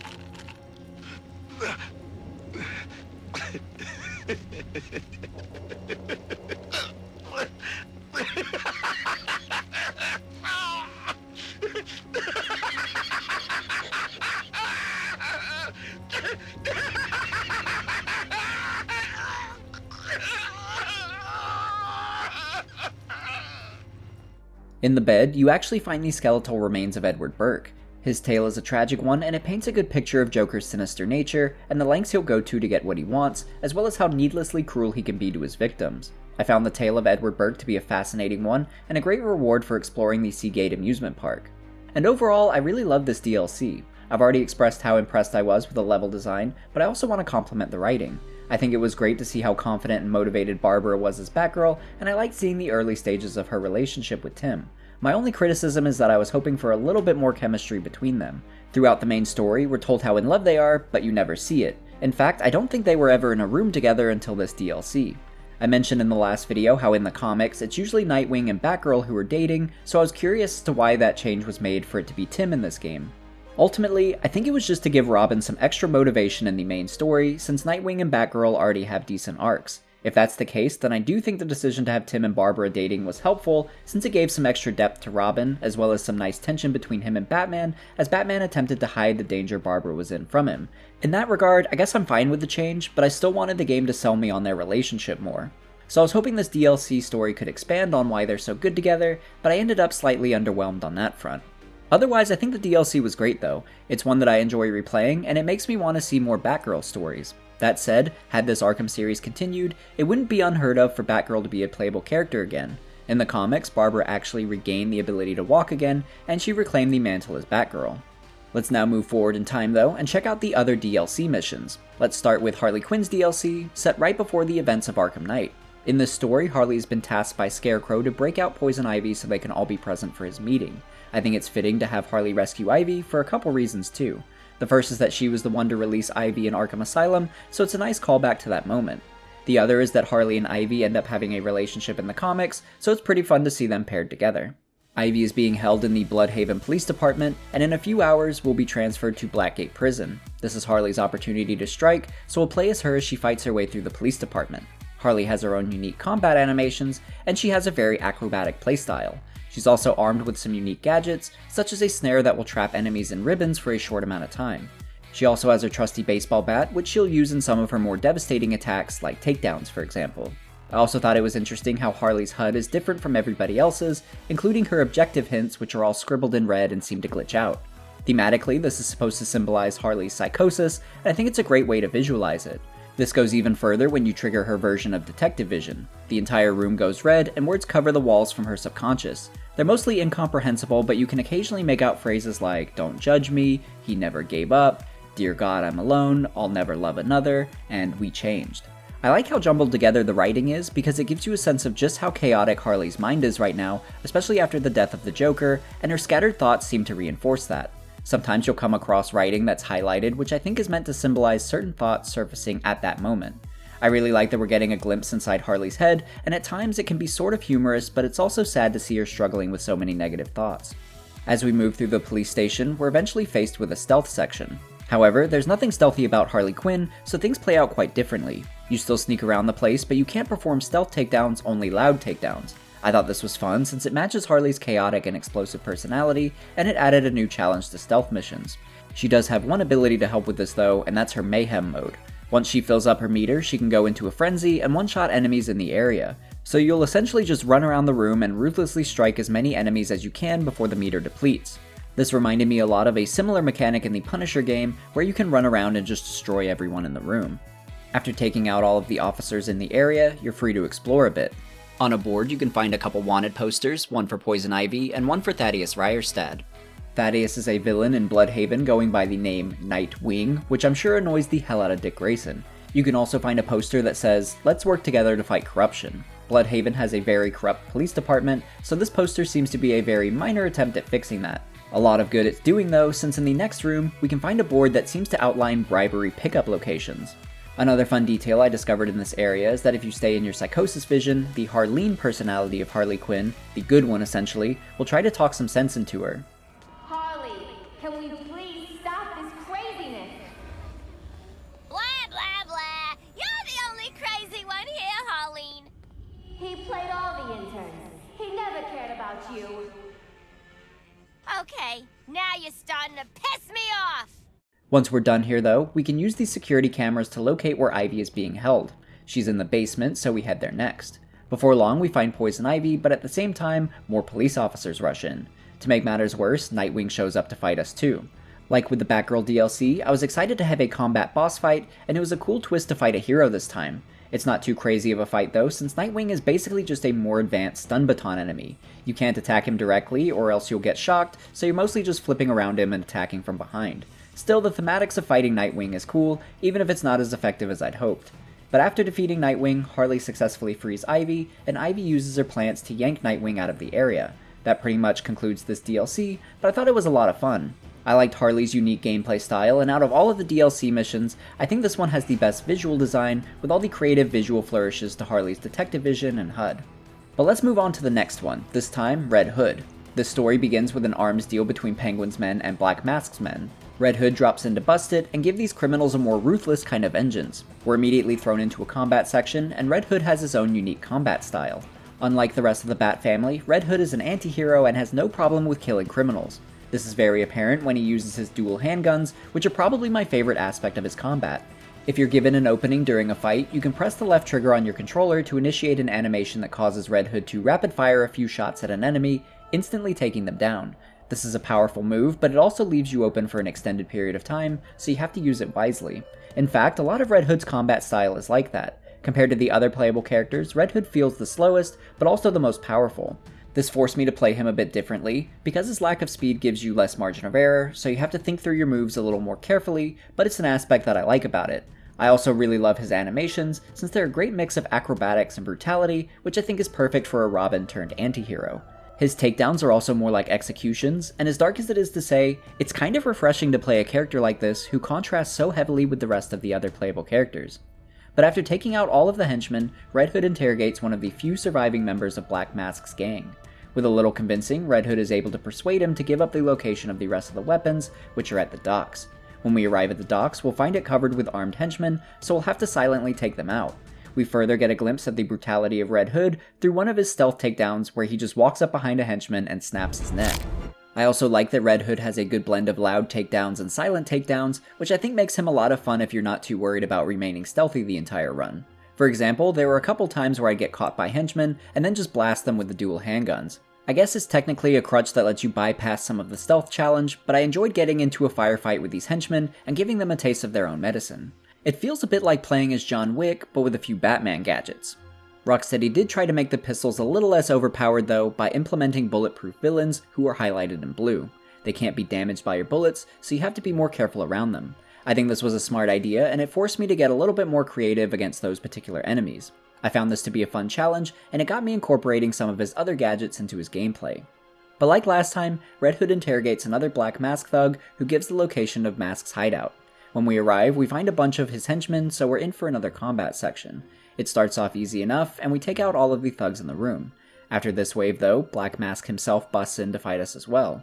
I've expressed how I've enjoyed villains joining the fight, and I like this final battle as well. Black Mask has a pretty fun mechanic too, where he'll aim his gun at you, giving you a moment to dodge, and then counter with your own spray of bullets. During this fight, the thugs will occasionally mention other criminals the Red Hood has taken out recently, and he's been busy. Now he's after Black Mask! He's the one who took out Killer Moth! He's the one who took out the Clock King! He ran Maroni out of Gotham! Now he's after Black Mask! Although it's never explicitly stated that Red Hood killed these criminals, I've always took it to mean that he did kill them, with the exception of Maroni, who he ran out of town. I hate to do this. Give you money, drugs, guns, weapons, whatever you want. Please, I'll take a plane, leave Gotham, never show my face again. Anywhere you want, I'll go anywhere. How about you go to hell? Say hi to Joker for me. We never see the body, so Black Mask could still be alive, but Red Hood's line about Joker leads me to believe that he killed him. But that ends the Red Hood DLC mission. It's short and took about 10 minutes to complete, but it was fun nonetheless. I loved Red Hood's combat style and animations, and I appreciated that we got to fight Black Mask, especially since he was the main antagonist for Red Hood in the Under the Red Hood comic run. Moving on though, we next have a mission dedicated to Nightwing.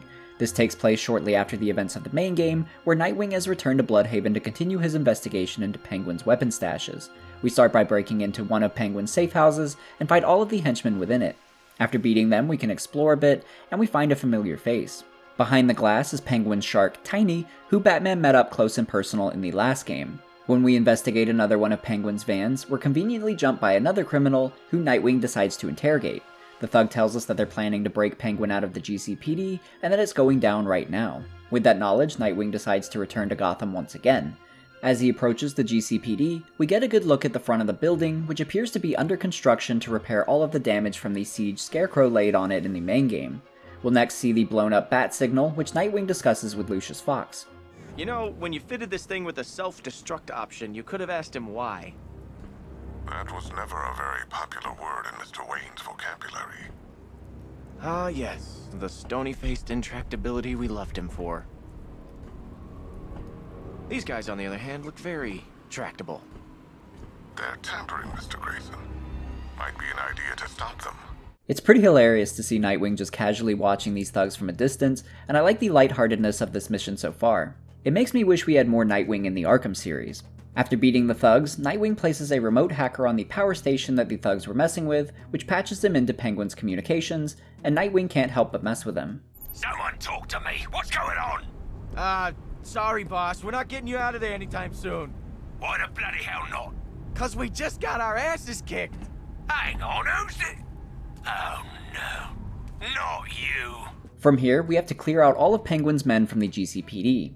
This is a pretty big stealth section with a lot of verticality since you can traverse the multiple floors of the police station. I've always found this to be a pretty challenging mission too, due to the large quantity of henchmen, your limited ability to get high above them, and Nightwing's limited gadgets compared to Batman. I died a lot during this mission, but surprisingly, I never felt like I was beating my head against the wall to complete it. In fact, I think it's one of the better stealth missions in the game because it's legitimately a good challenge. It's not just difficult for the sake of being difficult. This mission also made me realize just how much I had been using gargoyles and high vantage points as a crutch in stealth missions, and having that ability restricted here really forced me to think through my actions more and pay closer attention to my surroundings. Since things are so close quarters, it also forces you to quickly adapt to situations since it can be pretty easy to get caught off guard. I've never felt like I've been good at Arkham stealth missions, and this one is no different, but I can at least appreciate that this was a well-crafted stealth mission. After taking out all of the henchmen though, Lucius calls in to give us an update on Tim and Barbara. Oh, the newlyweds send their regards, by the way. Miss Gordon Drake, I should say, was kind enough to send some pictures. The island retreat looks lovely. Ah, my heart melts. As you can see, there's a lot of positivity around the office regarding Gordon's election as mayor, and we even find his desk with pictures of him and Barbara and Tim. Another desk you can find is a fun one, which has a bunch of cupcakes and a wanted poster. The poster is for someone named Sarah York, aka the Marshmallow Thief. Sarah York isn't a character from the comics and is instead trainee environment artist on the Rocksteady staff. I'm guessing this is an inside joke at the company, and it's a fun read. The rest of it says, born in your nightmares, build like a boss, trade, ridding the world of marshmallows, peculiarities, inability to turn left, and eyes, shifty. Thank God they caught her. But now that we've cleared the GCPD of henchmen, it's time to recapture Penguin. Hey, boss! We're getting you out! You are? Where's Nightwing? Oh, he's right here. We thought you'd want to say hello. Oh, I do.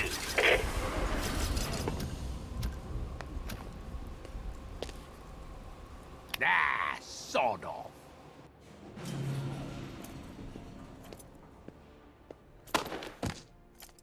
Much obliged. Maybe we should get that light on the roof fixed. Change the symbol. What do you say? Thanks for the offer. But this isn't permanent. Hey, little man. Place hasn't been the same without you. Get stuffed. As short as this mission was, I enjoyed the gameplay elements within it, as well as a glimpse of Gotham post-Batman. But let's keep moving into the next DLC, this time for Catwoman. This one takes place shortly after the events of the main game as well, as Catwoman attempts to get revenge on the Riddler for kidnapping her. This mission begins at Winslow's toy shop, a nod to the Superman villain Winslow Shot, aka Toyman. Catwoman has learned that Riddler's robot factory is hidden within the toy shop, so she intends to break in. To gain access, Catwoman first has to steal keycards from the guards, so we start with a stealth section sneaking around the toy shop. This plays pretty much identically to Catwoman's stealth gameplay in Arkham City, where she'll climb on the ceiling and pickpocket guards. Activating all the keys alerts the guards, as well as triggers a riddle in the middle of the room. As you'd expect, we'll spend the next few minutes stealthily taking out guards before attempting to solve the riddle. The riddle itself isn't too tricky, and requires you to explore the toy shop objects on display. When you find the corresponding display in the store, you'll also find a hidden number on it somewhere, indicating what order to push the buttons.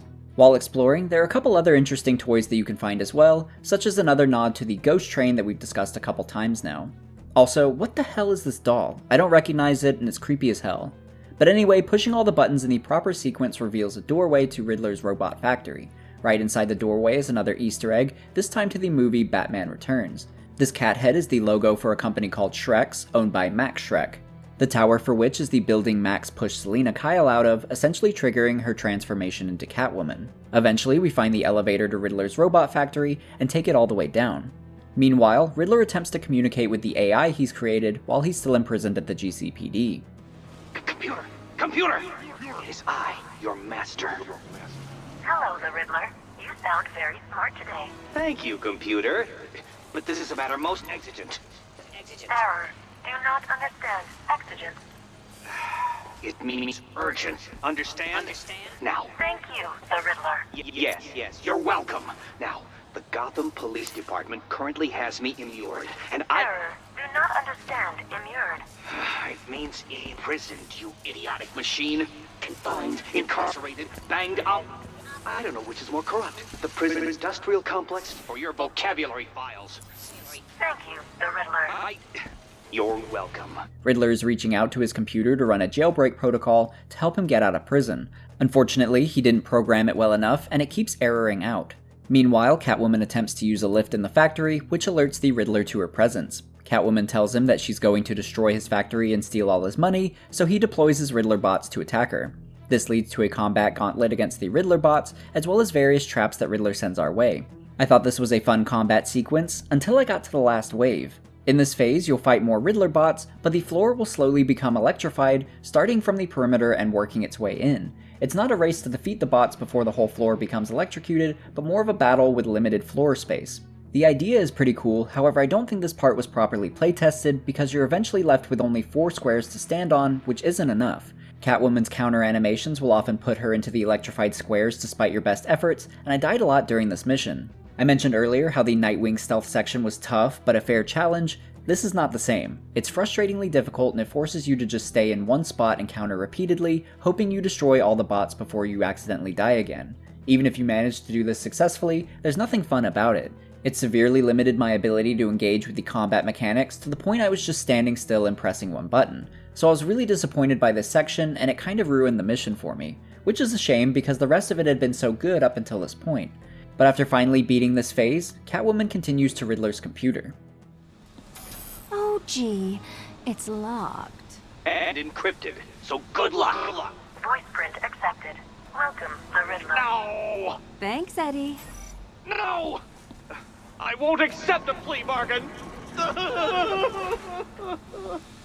Despite my feelings over that last combat phase, I do still enjoy the writing and how the Riddler's overconfidence in himself and his technology was his own downfall. Now that Catwoman has access to the computer, she transfers all of Riddler's money to herself and then initiates the self-destruct sequence to Riddler's factory. Riddler strapped a bomb to her neck, so he definitely deserved this, and it's nice to see Catwoman come out victorious. But that brings us to our final DLC mission, focusing on Tim Drake Robin. This mission takes place after the events of the main story as well, after Tim and Barbara learn of Two-Face's escape from prison. They even left their tropical resort honeymoon to return to Gotham and recapture Two-Face, a fact that Robin isn't super psyched about. The mission begins at Hell's Gate Waste Disposal, which Two-Face controls as a front for illegal activities. Robin will have to clear the room, while Barbara provides backup as Oracle over their comms. This is another great stealth level thanks to its large size and lots of verticality. As much as I enjoyed the challenge of a close-quarter stealth mission during Nightwing's DLC, I still really enjoy zipping high above the criminals, stalking them for the right moment to strike. One of my favorite details about this mission though is that it gives us a glimpse at how the absence of Batman is affecting Robin and Oracle. Robin is still trying to find the confidence to live up to what Batman started, and Oracle is nervous that he'll change himself to try to live up to those standards. The foreman's in the control room. He'll know where Two-Face is hiding. I'll make him talk. Really? What? Nothing. Barbara, I know when you want to say something. Okay, it's just... You were always the good cop, weren't you? Good cop, huh? Okay. Despite him not being as intimidating as Batman, I think Robin does a good job at interrogating this guy. Where is he? I ain't scared of you. Where? Okay, I'll talk. He's in the main office, I swear.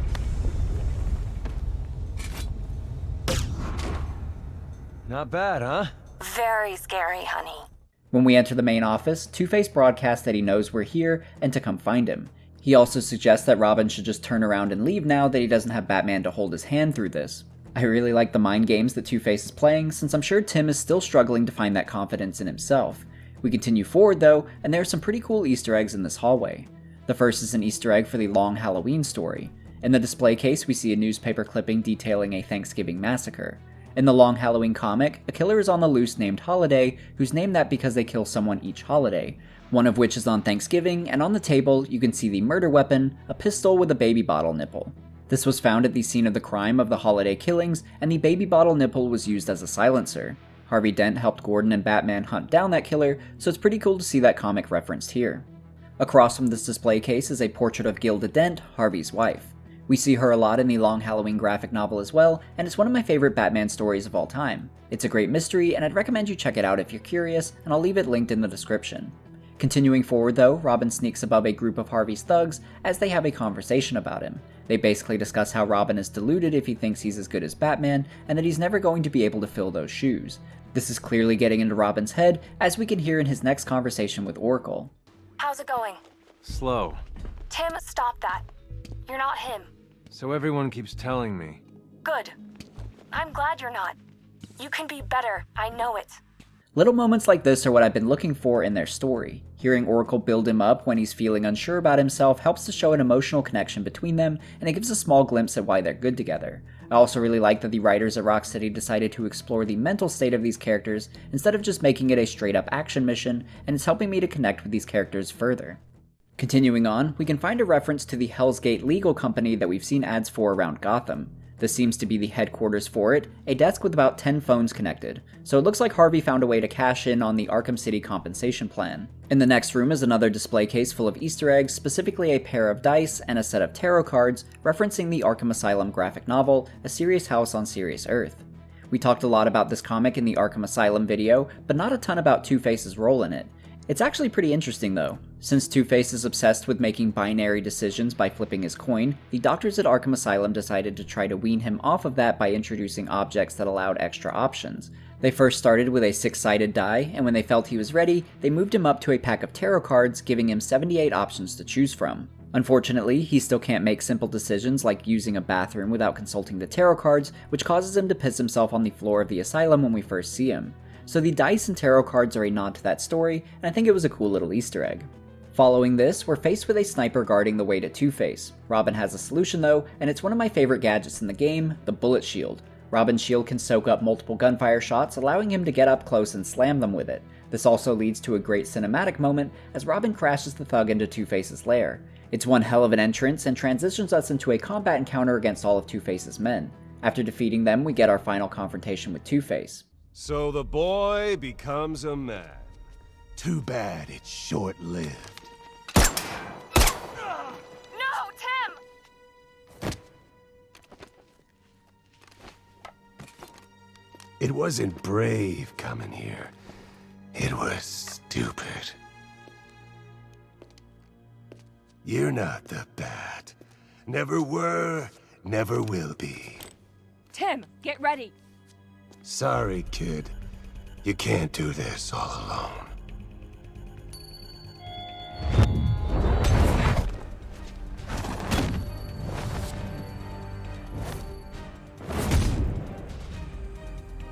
Let's get this sack of crap back to GCPD. We're not getting to that beach, are we? I think the honeymoon's over, Barb. Despite it not being a boss fight, I actually really enjoyed this ending. This DLC mission in particular has been more character motivated as we see Tim struggle to live up to Batman's legacy and how to be his own man while honoring Batman. The villains all see him as a child and lesser to Batman, which affects his confidence and he's struggling to overcome that self-doubt, something I think is relatable. I think the final cutscene encapsulates that struggle, so I like that Robin is down and out in this moment against Two-Face, but manages to still overcome the odds and defeat him. I also love that we can see what side Two-Face's coin landed on, showing the scars side up, meaning that Two-Face would have killed him had he not found the confidence in himself to strike in that moment. I also like that Two-Face was the main villain here, since he was the villain Robin had to prove himself against in the comics, so it's fitting to have him prove himself against Two-Face in the game as well. So ultimately, I think the DLC mission itself was good, but I really love the depth it went into Oracle and Robin especially, and how the death of Batman has changed things, making this one of my favorite DLC missions. But that covers all the additional side missions and stories. However, there's still plenty of content to sink your teeth into outside of these story missions. For example, the challenges menu, which contains even more combat and stealth challenges than any prior game. Before getting into those though, we can first select alternative outfits for each of our playable characters, including the Batmobile.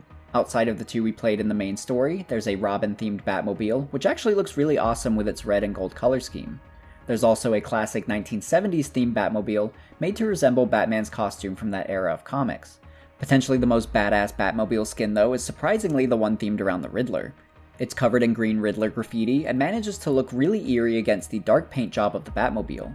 Outside of that is also a Rocksteady themed Batmobile, which is probably the one I like to use the most. The white and black color scheme looks really good, but I especially love that the transition from black to white is a bunch of bats flying towards the back of the car. Those are all the Batmobile skins that can be played throughout the entirety of the game, but there are still some others that can be used exclusively during challenges or in the open world after defeating all the villains, since these skins aren't compatible with the game's battle mode. These skins are mostly from the movies, like the 1960s Batmobile as well as the 1989 Batmobile. Those ones in particular get their own DLC racetrack, which we'll discuss momentarily, but first I want to look closer at the ones that don't, like the Batmobile from the first game, Arkham Asylum. Up until now, we've only been able to look at it, but getting the ability to drive it is really exciting, especially if you want to wear the Batman outfit from the game alongside of it. The same goes for the Batman v Superman movie Batmobile, which is probably the closest to the game's version of the Batmobile. It's the most tank-like and takes up a lot of space, so it's a lot of fun racing through the city in this behemoth. One detail that I really love about these Batmobiles too is that Rocksteady used these sound effects from their respective movies so that each Batmobile feels distinct and true to its film. Here's an example with the Batman v Superman Batmobile. Maybe he's had enough.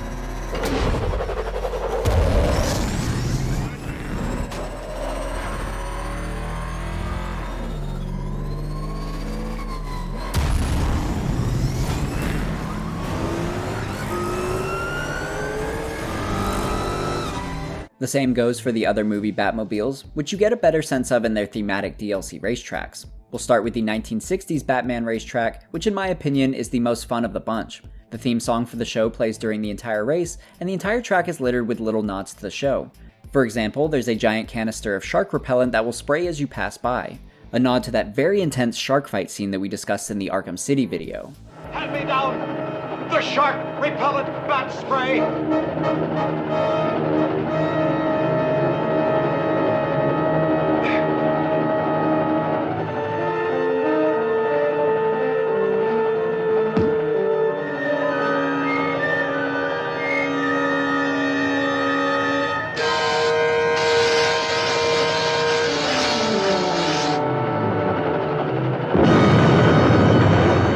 You can also drive next to a cardboard cutout of Batman and Robin scaling a building, another fun little detail.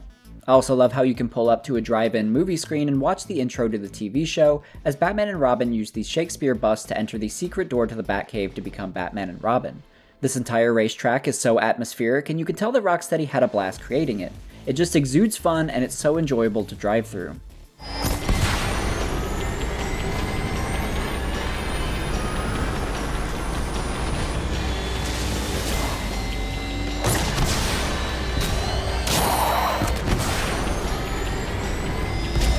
I really enjoyed the next DLC track too, which is themed after the Christopher Nolan Batman films, primarily Batman Begins. Unlike the bright and cheery 1960s Batman theme, this one is a lot darker to match those movies. Rocksteady nailed it too, because I think it felt the most nostalgic during this track. During this race, my mind kept going back to that big Batmobile chase sequence from Batman Begins, as Bruce attempted to get Rachel back to the Batcave while being chased by police. Like in the film, you'll be transitioning from the rooftops to Gotham's freeways regularly, and I felt like I was reliving that scene. Like I mentioned earlier, the sound effects of the Batmobile go a long way to sell that feeling too, with the booming blast of the thrusters to the sputtering sound of the wheels as you drift.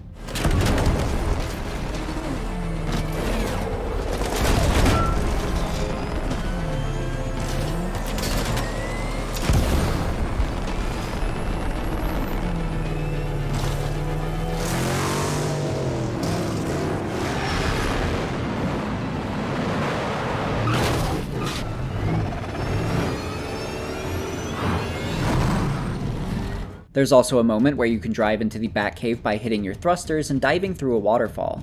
This felt especially thematic, and always made me want to yell, "Rachel!"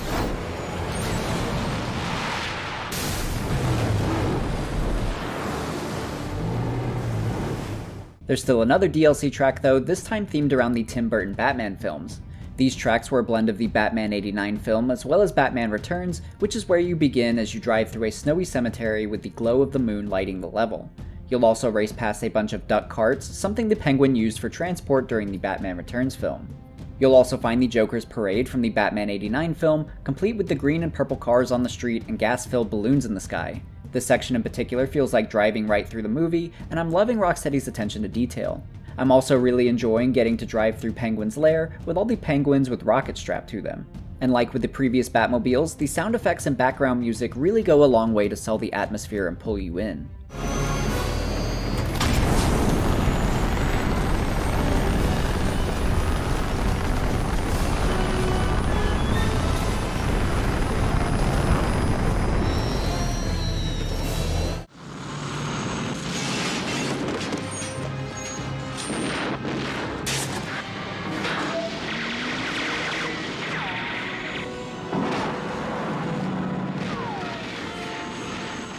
There are also some separate missions exclusive to the PlayStation consoles featuring Scarecrow racetracks.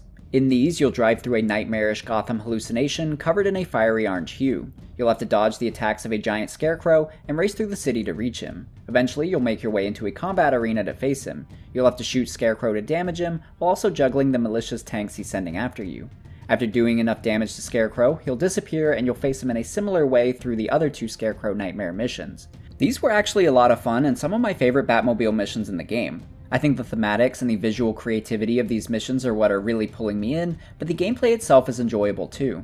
It's fun racing through Gotham while dodging all these Scarecrow injectors popping up from the ground, and each of these Scarecrow fights at the end were a good challenge, but not overwhelming. It's a shame these didn't make it to the other platforms because I think these are missions that everybody would enjoy.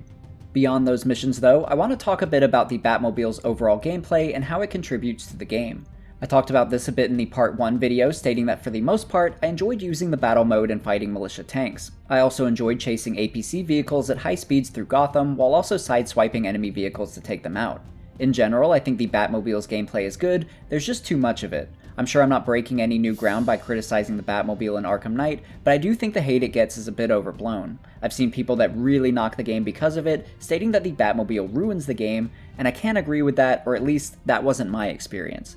The Batmobile was definitely overused though, to the point of becoming tedious. Had Rocksteady dialed back the amount of Batmobile required missions, I don't think it would be as big of an issue, and I kind of relate it to the Riddler trophies. Collecting Riddler trophies can be fun at times since there are some really creative puzzles, but since there are 243 of them, it becomes really tiresome after a while. The Batmobile feels the same. For the first half of the story, I was enjoying the Batmobile, but as I kept having to slow down the story and take out tanks or complete what felt like were never-ending amount of militia side missions, I started to get worn down. I think another issue is that the Batmobile's combat mechanics just aren't varied enough to sustain a large amount of missions. What I mean is that I felt like I was doing the same things repeatedly during battle mode. Dodge, shoot, dodge, shoot, dodge, shoot. Even after unlocking new weapons for the Batmobile, I still felt like this was the main combat loop, which became a bit tedious. Batman himself essentially has the same combat loop with the free-flow combat system, but there are so many different attack types that you're attempting to react and respond to in these encounters that it still manages to feel fresh during each playthrough. Batman also has a lot of different combat options to handle situations however the player wants, which also help to keep things fresh. The Batmobile doesn't have those same amount of options and randomness to its fights, so each encounter felt the same. Some of these Batmobile combat missions can get pretty tough too, especially towards the end of the game when you're juggling large quantities of enemies, including flying drones and tanks that can fire tracking rockets. It can be easy to get overwhelmed in these moments, and your reflexes are definitely put to the test. So if you're someone who wasn't enjoying the Batmobile fights in the early game and kinda checked out from it, then I could easily see how frustrating these later battles would become. Me personally, I actually enjoyed the Batmobile for the most part, but I still felt it was overused and needed to be dialed back. I wasn't having rage moments during the Batmobile missions, but I definitely had moments where I felt like encounters were going on too long. I even recall looking at the enemy quantities at the top right corner of the screen and feeling bummed out if it was a large amount of enemies. Not because I felt like it would be too much to handle, but because it meant I would be dodging and shooting for a longer amount of time. So I think that's a bad sign. But just to kind of wrap up my thoughts on the Batmobile, I think the overall design of its mechanics were good, and I'm glad it's in the game. I never avoid using the Batmobile and actually find it to be a fun addition, however you're forced to use it too often during the story and side missions, to the point it just starts to feel tedious and repetitive, which is a shame. But I think that's enough beating up on the Batmobile, so let's get back to Batman and the rest of the Bat family. We'll first take a step back and look at the different alternate outfits that you can select in the game.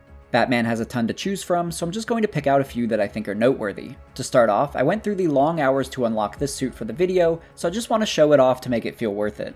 That suit is the Prestige suit, which is essentially the same suit that you use in the main game, but with a golden bat symbol. When I put it like that, it doesn't sound too rewarding, but it's something, so I'll take it. To unlock this suit, you have to reach 240% completion of the game. That means beating all the main story and all the side missions during your first run, and then completing all of them again in New Game Plus.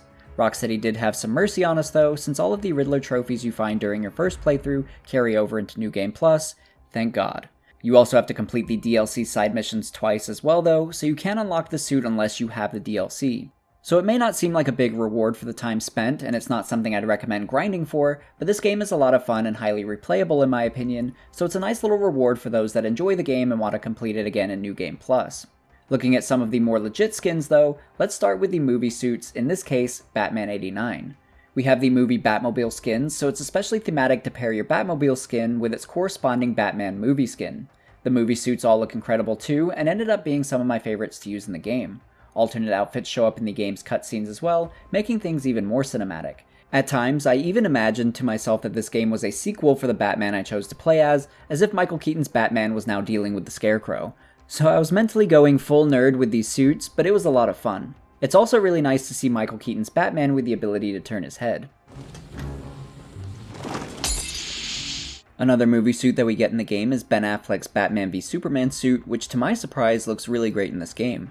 Prior to its release, I thought it would look too bulky or not really fit the game, but it actually looks incredible. It's probably my most used suit, honestly, and I love how you can see all the details of the gray parts of the suit, like all the stitching and wear and tear. So I was really impressed with this suit's implementation. Then we have what I imagine to be everyone else's favorite to use, the Christian Bale suit from the Dark Knight movie.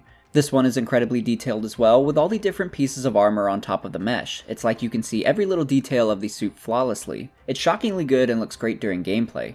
This is another one that I really enjoyed playing through the story with, and seeing it in cutscenes makes it feel like you're playing through a fourth movie that we never got. Next, let's look at a couple comic skins, starting with Zur-En-Arrh.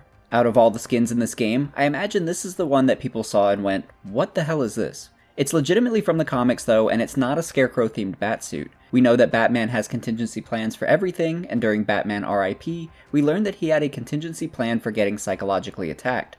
That solution was a more ruthless backup personality named Batman Zur-En-Arrh. Zur-En-Arrh was a planet that Bruce saw in a hallucination that contained another Batman, so Bruce based this backup personality and costume on him. Another fun inclusion that I don't think we've seen in prior games is Batman's first appearance suit. Complete with long pointy ears and awkward gloves, this is a really fun alternative outfit to play as. Lastly is the Batman Beyond skin. This version of it is much more armored than what I'm familiar with from the comics and animated series, but I've gotta say it looks awesome. It's easily one of the more intense looking outfits in the game, and one of the best suit designs by Rocksteady in my opinion. There are plenty more Batman suits outside of these, many of which we've covered in other videos, so now let's look at outfits for the other playable characters, starting with Robin. I think he has some great alternate outfits too. For starters, there's the New 52 outfit, a suit that has Robin fully covered up with sleeves and pants, not something that's always common, as we'll see with the next suit. That suit is the Burt Ward Robin from the classic TV series. It's not one of Robin's best looks, but I appreciate the lengths Rocksteady went to bring it to life. I also think it's hilarious how pale they made his legs look. I can't say that it's a suit that I use often, but when I do, I have to admit how funny it is to kick the enemy's ass in booty shorts. Next is the original Tim Drake suit from the comics, thankfully featuring pants. Tim Drake Robin is actually the first Robin to wear pants instead of shorts, a change that I really appreciate. Potentially my favorite Robin outfit in the game though is the 1 year later Robin skin, a comic outfit that has him in a primarily red suit with some gold trim. Moving on to Catwoman though, she sadly only has a couple outfits. The first is her outfit from the 60s TV series, further allowing you to play the game in this theme. Although you'll need to be on PlayStation to complete this all the way, since the Adam West Batman skin is unfortunately PlayStation exclusive. Along with the Justice League 3000 skin, which is based on the suit used by a cloned Bruce Wayne in the comic of the same name. Catwoman's final skin is her outfit from the 90s, another great look that I don't think has been featured in the prior Arkham games. It's one of my personal favorites, so I'm happy to see this one make it into the game. Next up is Nightwing, who has limited alternate outfits as well. Outside of his default is the red variation, which debuted in the New 52 comic series. His last outfit is his look from the Arkham City game, which is pretty similar to the Arkham Knight version, but with subtle differences like a smaller mask and more Fallout Boy hair. It's not my favorite, and I don't hate it, but I definitely think that Rocksteady did a much better job on Nightwing's design in Batman Arkham Knight. We can also select an alternate skin for Harley Quinn, and we can choose between her default outfit from the main game, or select her classic Harlequin Jester suit. No matter how much Harley's look has changed over the years, I always come back to this suit. Maybe I'm just nostalgic over the Batman animated series and her early appearances in comics, but it's such a striking suit that always looks great, and it's no different in this game. Our last character with alternate outfits though is Jason Todd, and you can switch between his Red Hood appearance from his DLC mission, or you can play as the Arkham Knight. These are good suits to use, but I was a little disappointed that we didn't have a couple other options, especially since they're already in the game. Firstly, I would really have loved to have used the suit he was in during our final boss fight against him in the stripped down Arkham Knight suit with the red helmet. It's such a badass look, so I'm disappointed it wasn't carried over into being a playable outfit. Another outfit that I think would have been really cool to use is the Robin outfit that we see him being tortured in at Panessa Studios. It looks unique from the other Robin skins in the game, and I think it would be so interesting thematically to have this Robin wielding guns during gameplay. There's an innocence to the Robin symbol and outfit, so it would have been really striking to see a Robin wielding guns. I think that would also further drive home the idea of just how far Joker was able to turn Jason Todd in an attempt to tarnish the symbol.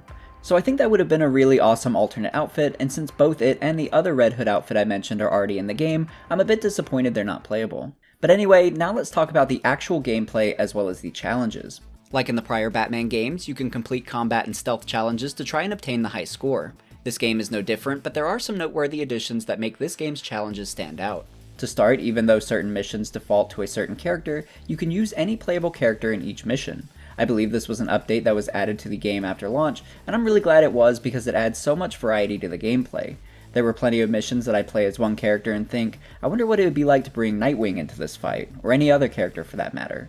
A lot of the missions have different features, such as a fight ending if you take a hit, or battling an infinite number of enemies, so testing out characters in these different scenarios was a lot of fun, and really upped the replayability for me.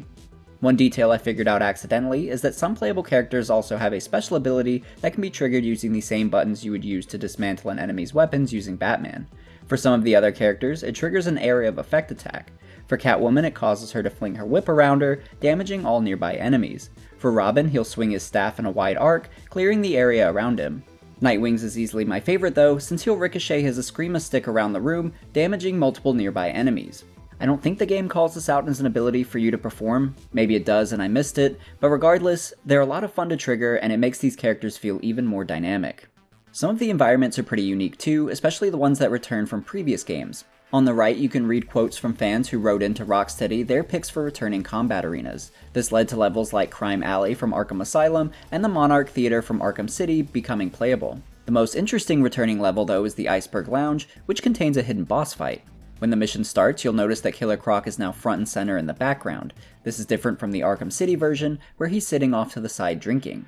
Penguin is also visible in the Arkham City version, but he's nowhere to be found in the Arkham Knight one. That's because you can actually fight Killer Croc in this arena if you can get a high enough score. This sounds fun at first, but trying to reach the point where this fight triggers was a huge pain in the ass. To actually get Croc to jump out, you need to achieve a score of over 1 million, which is a lot harder than it sounds. You basically need to perform a flawless combo without getting hit or dropping the combo at all, which for me was a combo over 500. It doesn't technically need to be one continuous combo chain since you can still pick up the combo and continue on, but you're better off restarting and trying again if you drop it because it's harder to get that combo going again deeper into the fight.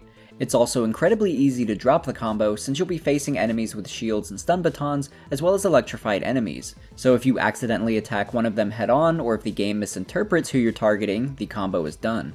So it was really frustrating to get that score, and it took me many hours and many failed attempts before I was able to finally successfully trigger Croc. Ultimately, I think I just had a really lucky run, and like I mentioned, it took a flawless combo of a little over 500 to get there, a maddening amount. After you reach that number though, enemies will stop spawning in, and you'll have to clear out the remaining henchmen. Once you do, you'll get a cutscene from Croc as he jumps in. All suffer like me. Need a little help? Nightwing jumps in too, and this battle becomes a team combat mission against Killer Croc. It plays a lot like the Killer Croc DLC side mission, where we dodge his attacks and perform team takedowns to damage him. The actual fight itself isn't too hard, thankfully, since you'll likely be pretty winded by the time you reach this point. It's still a fun boss fight though, and it's exciting to see Nightwing jump in. After you beat Croc, the rest of the combat challenge continues, but Nightwing will stay, leaving you with an infinite team combat challenge. Ultimately, I think everything after Killer Croc emerges is a lot of fun. I like the infinite waves with Nightwing in the Killer Croc boss fight, I just wish it wasn't so mind-numbingly difficult to get there. I managed to do it once after hours of attempts, and as much as I enjoyed the boss fight, I never want to attempt this again. It was way too stressful and not worth it. Even if I wanted to play it again, I don't even know that I could because it was so difficult to get there. I really wish Rocksteady had made this Easter egg more accessible, maybe with like half the needed score. Maybe even something like a score of 300,000 would be better. I don't know, but over 1 million was way too much for a couple reasons. Firstly, I think a lot of players will never get to experience it because it's too demanding to accomplish. I honestly would have given up after a couple of hours, but I really wanted to be able to show it in this video. I wouldn't recommend anyone else try it either unless you really just want to be able to say you did it once. Otherwise, it's just not worth the time. Secondly, if you enjoyed the fight and want to experience it again, it's incredibly difficult to replay. If the required score were closer to 300,000, you could at least reasonably reach that score on another playthrough, even if you got hit or dropped the combo. The way it stands, you're probably going to do this once and never again. So as you can tell, I wasn't very fond of this Easter egg because I think it should be something that's more accessible to all players. It wasn't fun to accomplish, and even though you get a team boss fight after achieving that score, it wasn't enough of a payoff that I felt it was worth that time and stress. Which is frustrating because I'd love to play this fight again in this level, but I'm never going to. Regardless, I can still appreciate the novelty of hiding a boss fight in a mission like this, and maybe the point was to make it an extremely difficult task that only a small percentage of the player base would experience. Either way, I'm just happy it's done. While we're on the topic of combat though, I want to briefly discuss the combat mechanics of Arkham Knight and how they compare to the prior games. The free flow combat system has been around since Arkham Asylum and is an incredible innovation on the part of Rocksteady that plenty of other games have tried to replicate. Going into Arkham Knight, it's hard to think of how they might improve upon it, especially without inadvertently hurting the gameplay. Thankfully, I think they pulled it off. Batman's combat feels familiar, yet better than ever. He has plenty of new animations, and it feels like he's often striking harder than in the last games. One of my favorite new inclusions is the throw counter, where you can counter an attack and launch an enemy in your desired direction. It allows you to control the battlefield more efficiently, and it makes Batman feel like an absolute powerhouse. We also have the new ability to pick up enemy melee weapons, and it's really satisfying to beat them with their own weapon. They serve a more practical purpose as well though, since they can strike through enemy defenses. Typically, certain enemies can't be attacked directly, like enemies with a shield or stun baton, as well as the giant brutes. To damage them, you have to perform extra steps, like stunning them or jumping behind them. Some levels have quite a lot of these enemy types, and it becomes really tedious jumping over everyone to not get hit. Weapons provide a solution to that, since you can now pick one up and strike all of these enemies like normal. To prevent this from becoming too overpowered though, there are some limitations. The first is the pickup animation, which is a bit slow and leaves you open for a moment. This makes it a bit of a risk to grab a weapon, so you have to be mindful of your timing, an aspect that I really like. The other limitation is that the weapon will break after a few uses, so you need to make the most of your time with it. I think these limitations were really smart because they provide a nice element of risk versus reward, and it prevents the problem Arkham Origins had with the shock gloves, where the weapon was too powerful and let you bypass the core gameplay mechanics. So I think this was done very well. There's also much more depth to the gadgets, giving you more flexibility with how you use them. For example, as you're gliding towards a group of enemies, you can fling a bunch of gadgets at them to weaken them ahead of your approach. You can also use gadgets more effectively during combat by holding the gadget button when you quickfire it. Instead of it affecting one enemy, it will now affect all nearby enemies. This was incredibly satisfying to use for things like freezing a group of enemies in place or shocking a group of them. You're given so many additional combat options in Batman Arkham Knight, and Rocksteady did a tremendous job of elevating the already innovative free-flow combat system. Still, I have one minor criticism that kept creeping into my mind while playing, and that's that I'm still missing a more in-depth martial arts battle. WB Montreal's Arkham Origins game actually had a mechanic for this against their martial artist enemy type. This enemy would counter your attacks, forcing you to counter their counter, and it provided a really fun back and forth between the two of you. That enemy type felt more skilled, and it forced you to really focus on the battle and what the enemy was doing, so I was really disappointed that we didn't have anything like that in Arkham Knight. I know this is a minor criticism in the grand scheme of things, and that I was just glowing about all the great enhancements that Rocksteady did include, but I was surprised that mechanic wasn't one of them, especially since it could have featured so nicely with certain enemies, like the Arkham Knight and Deathstroke. I know I'm not alone in wishing we could fight them hand to hand, and WB Montreal's martial artist enemy type provides a great blueprint to make that happen. In all fairness though, Rocksteady did start to include some more exciting melee boss fights in the DLC, but I'm still craving those great back and forth style martial arts battles like we got in Arkham Origins. While we're on the subject, let's talk about the boss fights in Batman Arkham Knight compared to the prior games. As a quick refresher, in my Batman Arkham Asylum video, I criticized Rocksteady's boss fights in that game, stating that they weren't very exciting and didn't stand out from normal combat encounters. However, in Arkham City, the boss fights were incredible and one of the biggest highlights for me in that game. For Arkham Knight, it feels like we're starting to dip back towards Arkham Asylum territory again. The boss fights are definitely better than in Asylum, but I'm not finding that any are blowing me away like in City. Some of the fights are decent, like the final stealth mission against Jason Todd, the Riddler battle, and the team fight against Killer Croc, but the rest are just kind of okay. It doesn't help that a lot of them are vehicle-based through the Batmobile. It's not all bad though, since I do like a lot of the cinematic and story-driven conclusions like the side missions for Azrael and Ra's al Ghul. Getting to choose how a story will end is a nice inclusion and not something we've seen in the rest of the series, so even though these aren't exactly boss fights, I do still categorize them as satisfying conclusions. Regardless, the boss fights in general are a step backward in my opinion, and I think the best boss fights in the series are still housed in Batman Arkham City and Arkham Origins. Let's take a step back though and return to the challenges menu, since there are a couple Predator missions I want to briefly discuss. One of which was Nightwing and Robin, High Flyers, a Team Predator mission. Up until now, I had only been doing stealth missions with Batman, and surprisingly, I think it's way more of an engaging experience without him. Batman is the master and has all the gadgets, as he should, but when he's removed and you're forced to play as the other characters who are more limited, they have to lean on each other a lot more. During this mission, I found myself examining Robin and Nightwing's gadgets more closely, and tried to formulate a plan to utilize them both together. For example, you can have Nightwing use his voice synthesizer to lure a henchman into a room. You can then switch to Robin to use his remote hacking device to lock that same henchman in the room. Even simple things like this can be tricky though, because you have to time when you're switching them out and the order that you do things. I thought this was a lot of fun though, and added a new layer of strategy to the stealth missions. I liked it so much that I wish I could sub out Batman for other characters, since he can do everything himself. Without Batman, I like that I have to cooperatively use both characters and find ways to make them mesh, which makes it more of a puzzle. With Batman in the mission, he becomes a crutch to the point you don't really need to use the other character that much. So it's a bit disappointing you're locked into specific characters in these missions, since it would have been a lot of fun to piece different pairings together. Overall though, I'm so glad that Rocksteady incorporated all these team missions because it freshens up the combat and stealth missions significantly, and with the vast amount of playable characters in this game, it greatly enhances the replayability. There are a couple other Predator missions that I want to call attention to as well, because I think they're really unique. One of which was an inclusion based on a fan request by Arkham Knight forum member Zor, which was for an endless Predator mission. Zor was right because this is such a fun challenge. Instead of just clearing the room and calling it quits, more enemies will spawn in as you take out the others. These new enemies will be more challenging than the last, and you're also on a timer, meaning that you'll have to move quickly or risk running out the clock. You'll get more time by taking out enemies, so you're incentivized to take them out quickly and efficiently. It's a great twist on these standard Predator missions and forces you to react to the evolving landscape and think ahead to the best of your ability. Even better, you can use any of the other playable characters in this mission to test your abilities with them as well. Another interesting challenge level in the game is the Wayne Manor Predator mission. However, it's not really the mission itself, but an Easter egg within it. If you explore the manor, you'll come across a piano. You can have Batman input a secret tune, which opens up a hidden compartment in the wall.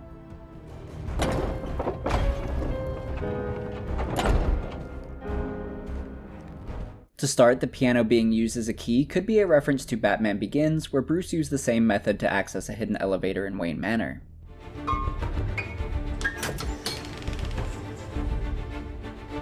In the game though, it's not a secret room, but instead a hidden whiteboard with Bruce's notes regarding an investigation. These notes seem to suggest that he's investigating the death of someone who potentially knew their killer, and that there's a witness he needs to find. This sounds an awful lot like the mystery you're solving in Batman Arkham VR, which is a prequel to the events of Arkham Knight. In that game, Nightwing has been murdered and Batman is hunting for the killer. Batman thinks that Nightwing knew his killer, and Batman also realizes that there was a witness who saw everything. This pretty much forms the backbone of the story, and you'll be investigating this murder throughout the game. Obviously, Nightwing is still alive in the main game though, so he's not actually dead. Due to this, we can assume that the events of Batman Arkham VR were an early hallucination that Batman experienced due to Joker's infected blood. I don't want to spoil the ending of that game in case any of you want to play it yourselves, but I think it informs a lot about Bruce's mindset in Arkham Knight. So maybe we'll explore that further in a Batman Arkham VR retrospective down the line, since there are additional links between this game and that one that I'd like to discuss in it. Maybe when the PSVR 2 comes out and VR recordings will hopefully look better on screen. So we'll return to this whiteboard and Arkham VR in a later video. As we close out the gameplay section of this video, I also want to explore the open world a bit and talk about the details within it. For example, all the Jokerized billboards and statues that you can see while under the influence of Joker's blood. These randomly trigger while you're exploring the city, and some of them are really subtle. I like how creepy they are, and I would always just catch one in the corner of my eye and have to examine it. It's a really creative idea by Rocksteady, and it makes the exploration more exciting. There are also an insane amount of Easter egg locations, many of which are very obscure. Starting with some of the more obvious ones, there's a building for LexCorp. This is a reference to Superman villain Lex Luthor, who seems to have expanded his corporation into Gotham. The same goes for Oliver Queen, owner of Queen Industries. Like Bruce Wayne, Oliver Queen moonlights as a vigilante, in this case, Green Arrow. Speaking of Green Arrow, there's also the Black Canary Club, a reference to the vigilante Black Canary, aka Dinah Laurel Lance, who had a relationship with Green Arrow in the comics. Black Canary was also a member of the Birds of Prey along with Barbara Gordon, and you can actually find messages between them and Huntress on Barbara's computer. Another interesting location to visit in the game is Polly's Diner, which you can enter again after the chaos of the opening level. Everything's a mess and destroyed, and there's just an overall sad vibe as you walk through it. It's quite the contrast from the bright and fun atmosphere of the beginning of the game, and we can see just how devastating Scarecrow's attack was for the people in the diner. I also thought it was cool that you can find the old Cobblepot Manor back when Penguin's family was considered high class like the Waynes. Now the home is derelict and crumbling, a nice visualization for how the Cobblepot name has fallen over the years. Even more painful for Penguin is that Wayne Tower can be seen looming large over the city, always in view from the manor. There are also locations that give us evidence on villains from previous games, such as Bane. In a shipping container, we can find Bane's suit in a crate. Finding it gives you info on Bane's whereabouts since the last game, and we learn that he's managed to quit his addiction to the Venom formula, the drug that gives him such incredible strength. He's also returned to his homeland, the island of Santa Prisca, which is currently overrun with drug cartels. After his return, Bane focused his efforts on cleaning up Santa Prisca by killing 12 of the most powerful drug lords on the island. Afterwards, he turned his attention to the prison he was born in, Penadura. We also learn the fate of another villain from Arkham City, Solomon Grundy. After his defeat during that game, he was presumed to be dead and taken to the morgue. In the bios, we learn that Grundy revived once again and managed to break free from the morgue and is now back in the world somewhere. You can also find a little room in Gotham containing a wanted poster for Grundy, along with a creepy record playing the nursery rhyme that Grundy's name is based on. Don't you stay married on Wednesday. Grundy must be popular with the people of Gotham, since we can also see an advertisement for a show about him. The ad also states that Burt Weston is playing Solomon Grundy, and he's another actor from the comics who eventually becomes a criminal. In the comics, Burt Weston becomes the villain Film Freak who attempts murders based on popular movies. For example, attempting to stab a woman in the shower like the classic scene from the film Psycho. Thinking about it now, this could actually be a fun character to see as a villain in a future movie. We can also find the hideout for Calendar Man, littered with dates from the calendar, much like his cell in Batman Arkham Asylum, as well as his cell in the Batman The Long Halloween comic series. On Calendar Man's whiteboard, he has images of Batman, suggesting he's been following his movements, and there's also a calendar with Halloween circled. In the bios, we learn that Calendar Man had plans of his own to kill Batman on Halloween, but Scarecrow beat him to the punch. Still, Calendar Man was present for the death of Bruce Wayne like he promised, as we saw in the final cutscene. We also learn the fate of Quincy Sharp, who was the warden of Arkham Asylum in the first game, until he was drugged and manipulated by Hugo Strange to become mayor of Gotham and initiate Arkham City. Since he had a hand in creating Arkham City, Sharp was imprisoned, and in the bios we can read about a moment he had while in jail. As part of Hugo Strange's brainwashing of Quincy Sharp, he occasionally shows up as a hallucination to him, offering him guidance. In this instance, the vision of Hugo Strange tells Sharp to tie his bedsheet to the ceiling and hang himself from it. So presumably, Quincy Sharp follows through with these actions and kills himself in prison. So pretty dark end for that character. As far as some of the more obscure locations you can find in the game, let's take a look at a few. To start, you can find the Royal Flush Gang Poker Room, a nod to the Royal Flush Gang in the comics. As you'd expect by the name, they're essentially a card-themed supervillain group, and they premiered as villains of the Justice League.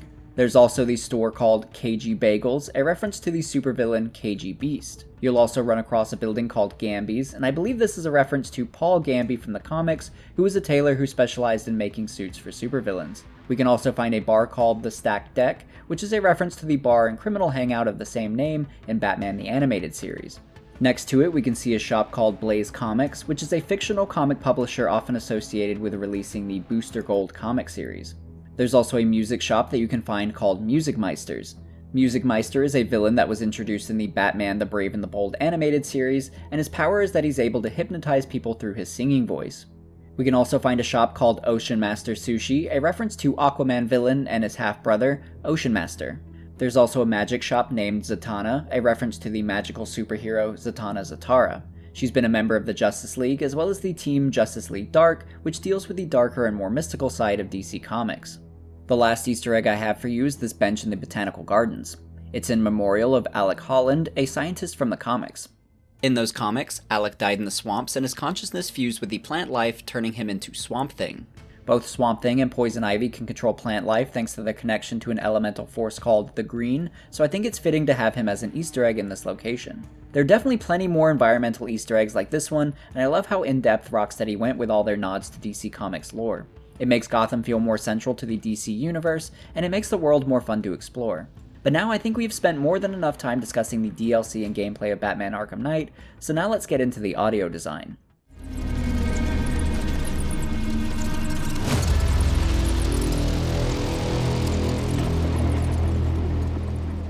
In my opinion, the voice acting in the Arkham games has never been better than how it is in Arkham Knight. That's probably a pretty bold statement, but I think everyone turned in tremendous performances. That also applies to Batman's voice actor Kevin Conroy, who has sadly passed away recently at the age of 66. Just to further celebrate his work, I want to briefly talk about his journey to becoming such an iconic voice for Batman. Believe it or not, Kevin actually didn't start in voice acting, and was instead performing in various live-action roles on TV, such as the show Tour of Duty and the 1982 TV movie A Midsummer Night's Dream. Batman the Animated Series was actually his first ever voiceover audition, and what's crazy is that Conroy originally intended on auditioning for the role of police detective Harvey Bullock, since he felt his voice fit that stereotype the best. Thankfully, he was instead brought in to audition for Batman, and was hired on the spot. In a special feature from the animated series, Conroy describes his audition. I had no experience with animation, and I just went in basically on a voiceover audition. I said, well, let me just come up with some voices. Let me just try some stuff. So I came up with this very dark, and I went into this whole other place that no one else had gone to, I guess. And I saw them all running around in the booth, and I realized that I had touched a nerve. It's crazy to me that his first ever audition just so happened to be for Batman, a role that he wasn't even going for initially. It almost feels like destiny that he was brought to this role. He's so perfect as Bruce Wayne and Batman though, so it's no surprise that he won the role over the other 500 people who auditioned, and it's also not surprising that he would go on to voice the role over the course of the next 30 plus years. In Batman Arkham Knight, he's just as good as ever, bringing a dark, troubled, and determined Batman to life through his voice. In a behind-the-scenes video for Arkham Knight, Kevin describes where he wanted to go with Batman in this game, and you even get to see him record a couple lines. This part of the trilogy is a much more psychological challenge for Batman. He's being ripped apart, and he's fighting for his identity. For me as an actor, it was a blast to get to flex those muscles. Where's Scarecrow? Go to hell! Where is he? Talk! Or I'll crush every bone in your body. Batman Arkham Knight is one of my personal favorite Batman performances from Conroy outside of the animated series, because I think he's able to capture multiple angles of Batman as Bruce struggles with multiple psychological conflicts throughout the game, such as the internal battle with Joker, the emotional torment of losing Barbara, and close relationships falling apart. Bruce is also struggling with these factors all while trying to maintain his composure and confidence to triumph once again. That can be a lot to juggle as an actor, but Kevin does it effortlessly. Which is why I wanted to take a moment to celebrate Kevin's tremendous work on this game, as well as all the work that he's given us over the past 30 years. It's incredible how many lives he's touched through his work, and how for so many people including myself, he will forever be our Batman. Thankfully, this won't be the last time we hear Conroy voice Batman, since it was revealed that he reprised the role for the upcoming game, Suicide Squad Kill the Justice League. I am vengeance. I am the Knight. I am Batman. Also returning to the series is once again Mark Hamill, the iconic voice for the Joker. Like Conroy, Hamill first started voicing the Joker in the animated series as well, becoming for many the quintessential voice of the character.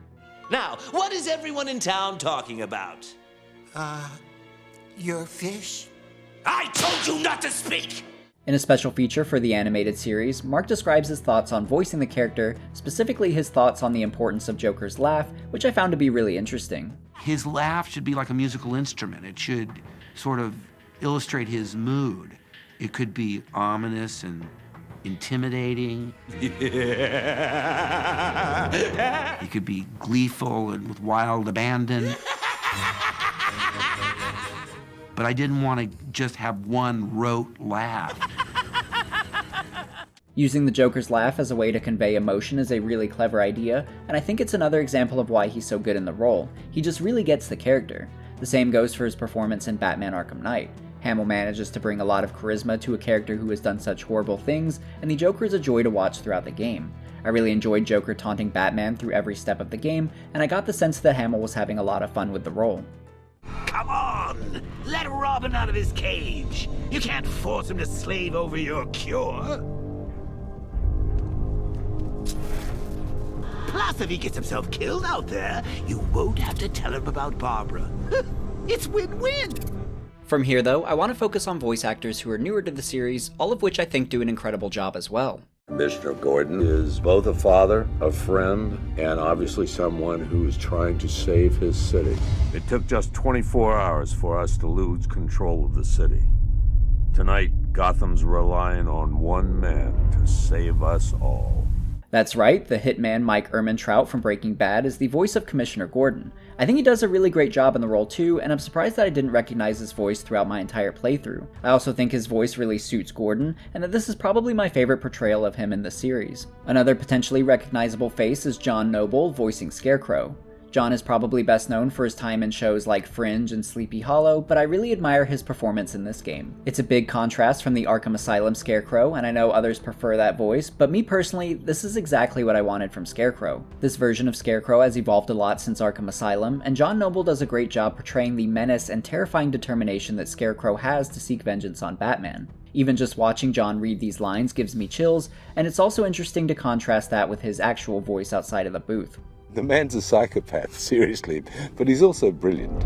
He's actually quite a reasonable man in the way he talks, but he's obviously very disturbed. This demonstration used just 5 ounces of my latest toxin. Tomorrow will seem like child's play.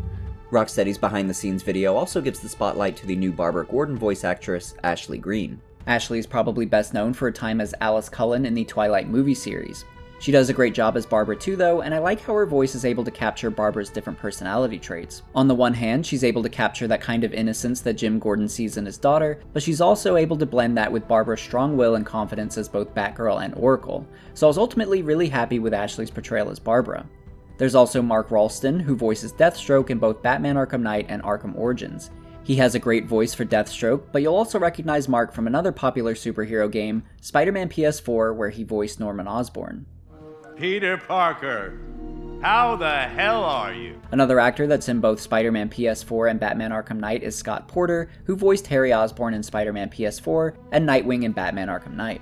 This was the first time Nightwing had been voiced in the Arkham series, and I think Scott did a great job of capturing Nightwing's playful confidence without taking it too far. Scott is no stranger to playing comic book characters either, since he's also voiced Star-Lord and Cyclops in Marvel Ultimate Alliance 3, and more recently, he's voiced the Winter Soldier in Marvel's Avengers.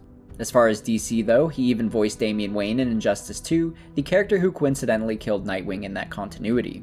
But finally, I just want to call out one more voice actor, and that's Dwight Schultz, who voices Professor Pig in this game. Pig ended up being one of the most fascinating characters for me, not only thanks to his gruesome murders, but also due to the wonderfully unusual voice that Dwight gives him.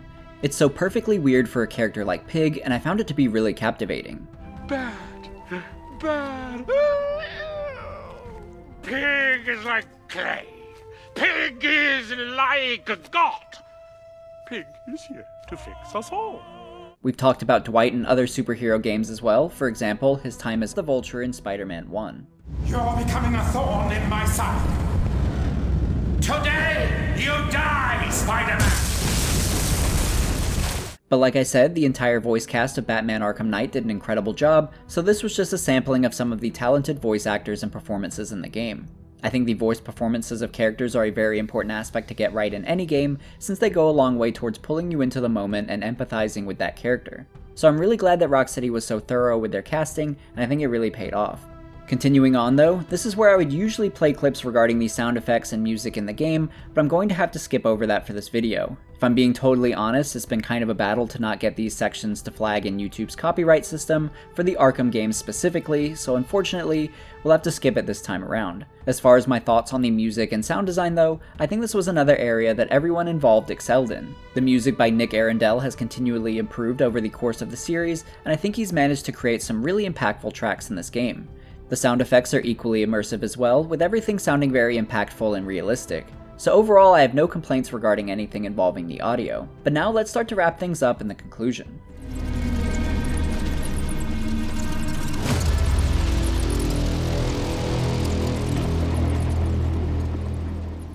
Online, I'm often surprised to see such conflicting opinions of this game. Many love it, and others deem it as the worst in the series. I think a lot of that criticism is aimed at the Batmobile, which admittedly is overused, with combat that isn't quite exciting enough to warrant the amount of time you'll be using it in the game. Still, I think that aspect is weighed too heavily and blinds what the rest of the game has to offer, which in my opinion is a masterpiece. Rocksteady pushed themselves to their limit and delivered an incredibly ambitious game. Not everything lands perfectly, but I think the majority of it does. To start, there's the gameplay that feels greatly enhanced. The combat feels more aggressive and smoother, with plenty of new and satisfying additions that elevate the combat over the prior games. I also love how cinematic everything feels. Even the way the camera follows Batman now feels a lot more natural and immersive, with some great animations to go along with it. The traversal is much faster and smoother as well, which pairs nicely with the larger open world. The graphics are another standout feature for me as well, and look absolutely beautiful throughout the entire game, even rivaling new releases by today's standards. There's also a vast wealth of content to dive into outside of the main story. Replayability is always an important factor to me in games, and you could spend plenty of hours exploring Gotham beyond the main story with side missions, the various DLC content, and all the challenges. Additionally, there's the New Game Plus mode if you want to experience the game again but with a greater challenge. This is the Arkham game that I return to the most out of all of them, and it's the one that I know I'll continue to revisit over the following years. It's so much fun to play, the story is engaging, and I enjoy playing it every time I return. Still, I've given the game some criticisms like not implementing some of the standout combat mechanics in Arkham Origins, the predictable Jason Todd reveal, and the overuse of the Batmobile. However, none of those hinder my experience enough to prevent me from wanting to replay it again. The game as a whole is incredible, and I'd recommend that anyone play it or revisit it, and I'd especially recommend playing it on the PC if you have a more modern gaming setup. Ignore all the bad buzz around its PC launch, and try it for yourself. It's the best that it's ever been. So ultimately, I give Batman Arkham Knight a 10 out of 10, which I know to many of you probably seems a bit exaggerated, but let me explain. I debated on scoring it lower primarily for some of the Batmobile tedium, but to me, a 10 out of 10 game doesn't mean it's a flawless game. It means that it's an ambitious game that stands above the vast majority of other games, and is successful in most of what it's attempting. I think that applies to Batman Arkham Knight, and I don't want to penalize Rocksteady for pushing their boundaries instead of going the safe route. And in all honesty, the Batmobile isn't poorly implemented. It handles very well, and I enjoyed a lot of the chase missions and combat sections. There were just too many of them. So had there been less of them in the game, I don't think this would have been a problem for me. So I stand by my score for this game, and I think it was a fitting finale to Rocksteady's Arkham series. Speaking of which, what's been going on with Rocksteady and Arkham since this game's release? We spoke about this briefly, but Rocksteady did release another Arkham game in this continuity after Arkham Knight, which was Batman Arkham VR. However, it looks like there was originally going to be a more legitimate continuation of the Arkham Batman series, but developed by WB Montreal, who developed Batman Arkham Origins. This game was unfortunately cancelled, but some info has leaked online. The story would have featured Damian Wayne taking over as Batman for his father. In my Arkham City retrospective, I speculated that Bruce and Talia might have had a child together during one of their hookups in Metropolis, leading to the birth of Damian Wayne. It doesn't look like the plan was to keep Bruce Wayne dead either, since there's also a concept image of an older Batman with a beard. It's intriguing to think of where this game might have taken the Arkham continuity and why it was cancelled, but I imagine this game was ultimately transitioned into the newly released game Gotham Knights, developed by WB Montreal. However, despite how it looks, Gotham Knights is not based on the Arkham continuity and exists in its own universe. As I mentioned briefly a bit earlier though, the Arkham continuity will continue on in the hands of Rocksteady through their new game, Suicide Squad Kill the Justice League, which takes place following the events of Batman Arkham Knight. It was also revealed that Batman is indeed alive in that continuity, and not only will he appear in the game, but he'll also be voiced by Kevin Conroy as his final Batman performance. So it'll be great to hear Kevin perform the role one last time, as well as see what Batman's been up to since Arkham Knight. But I think that wraps up my thoughts on Batman Arkham Knight. Man, this was a long couple videos, so thank you so much to everyone who watched this far in. It means a lot to me and I hope you enjoyed it. As far as what's coming up next, we're going to transition back to Marvel and revisit a classic, Spider-Man PS1. In the meantime, you can check out the rest of my Arkham Retrospective series if you haven't already, or the many Marvel retrospectives that are available as well. If you enjoyed this video, I'd also appreciate it if you gave it a like, since it helps the channel and you can also subscribe for future content. But anyway, thank you so much for watching, and I'll see you in the next video.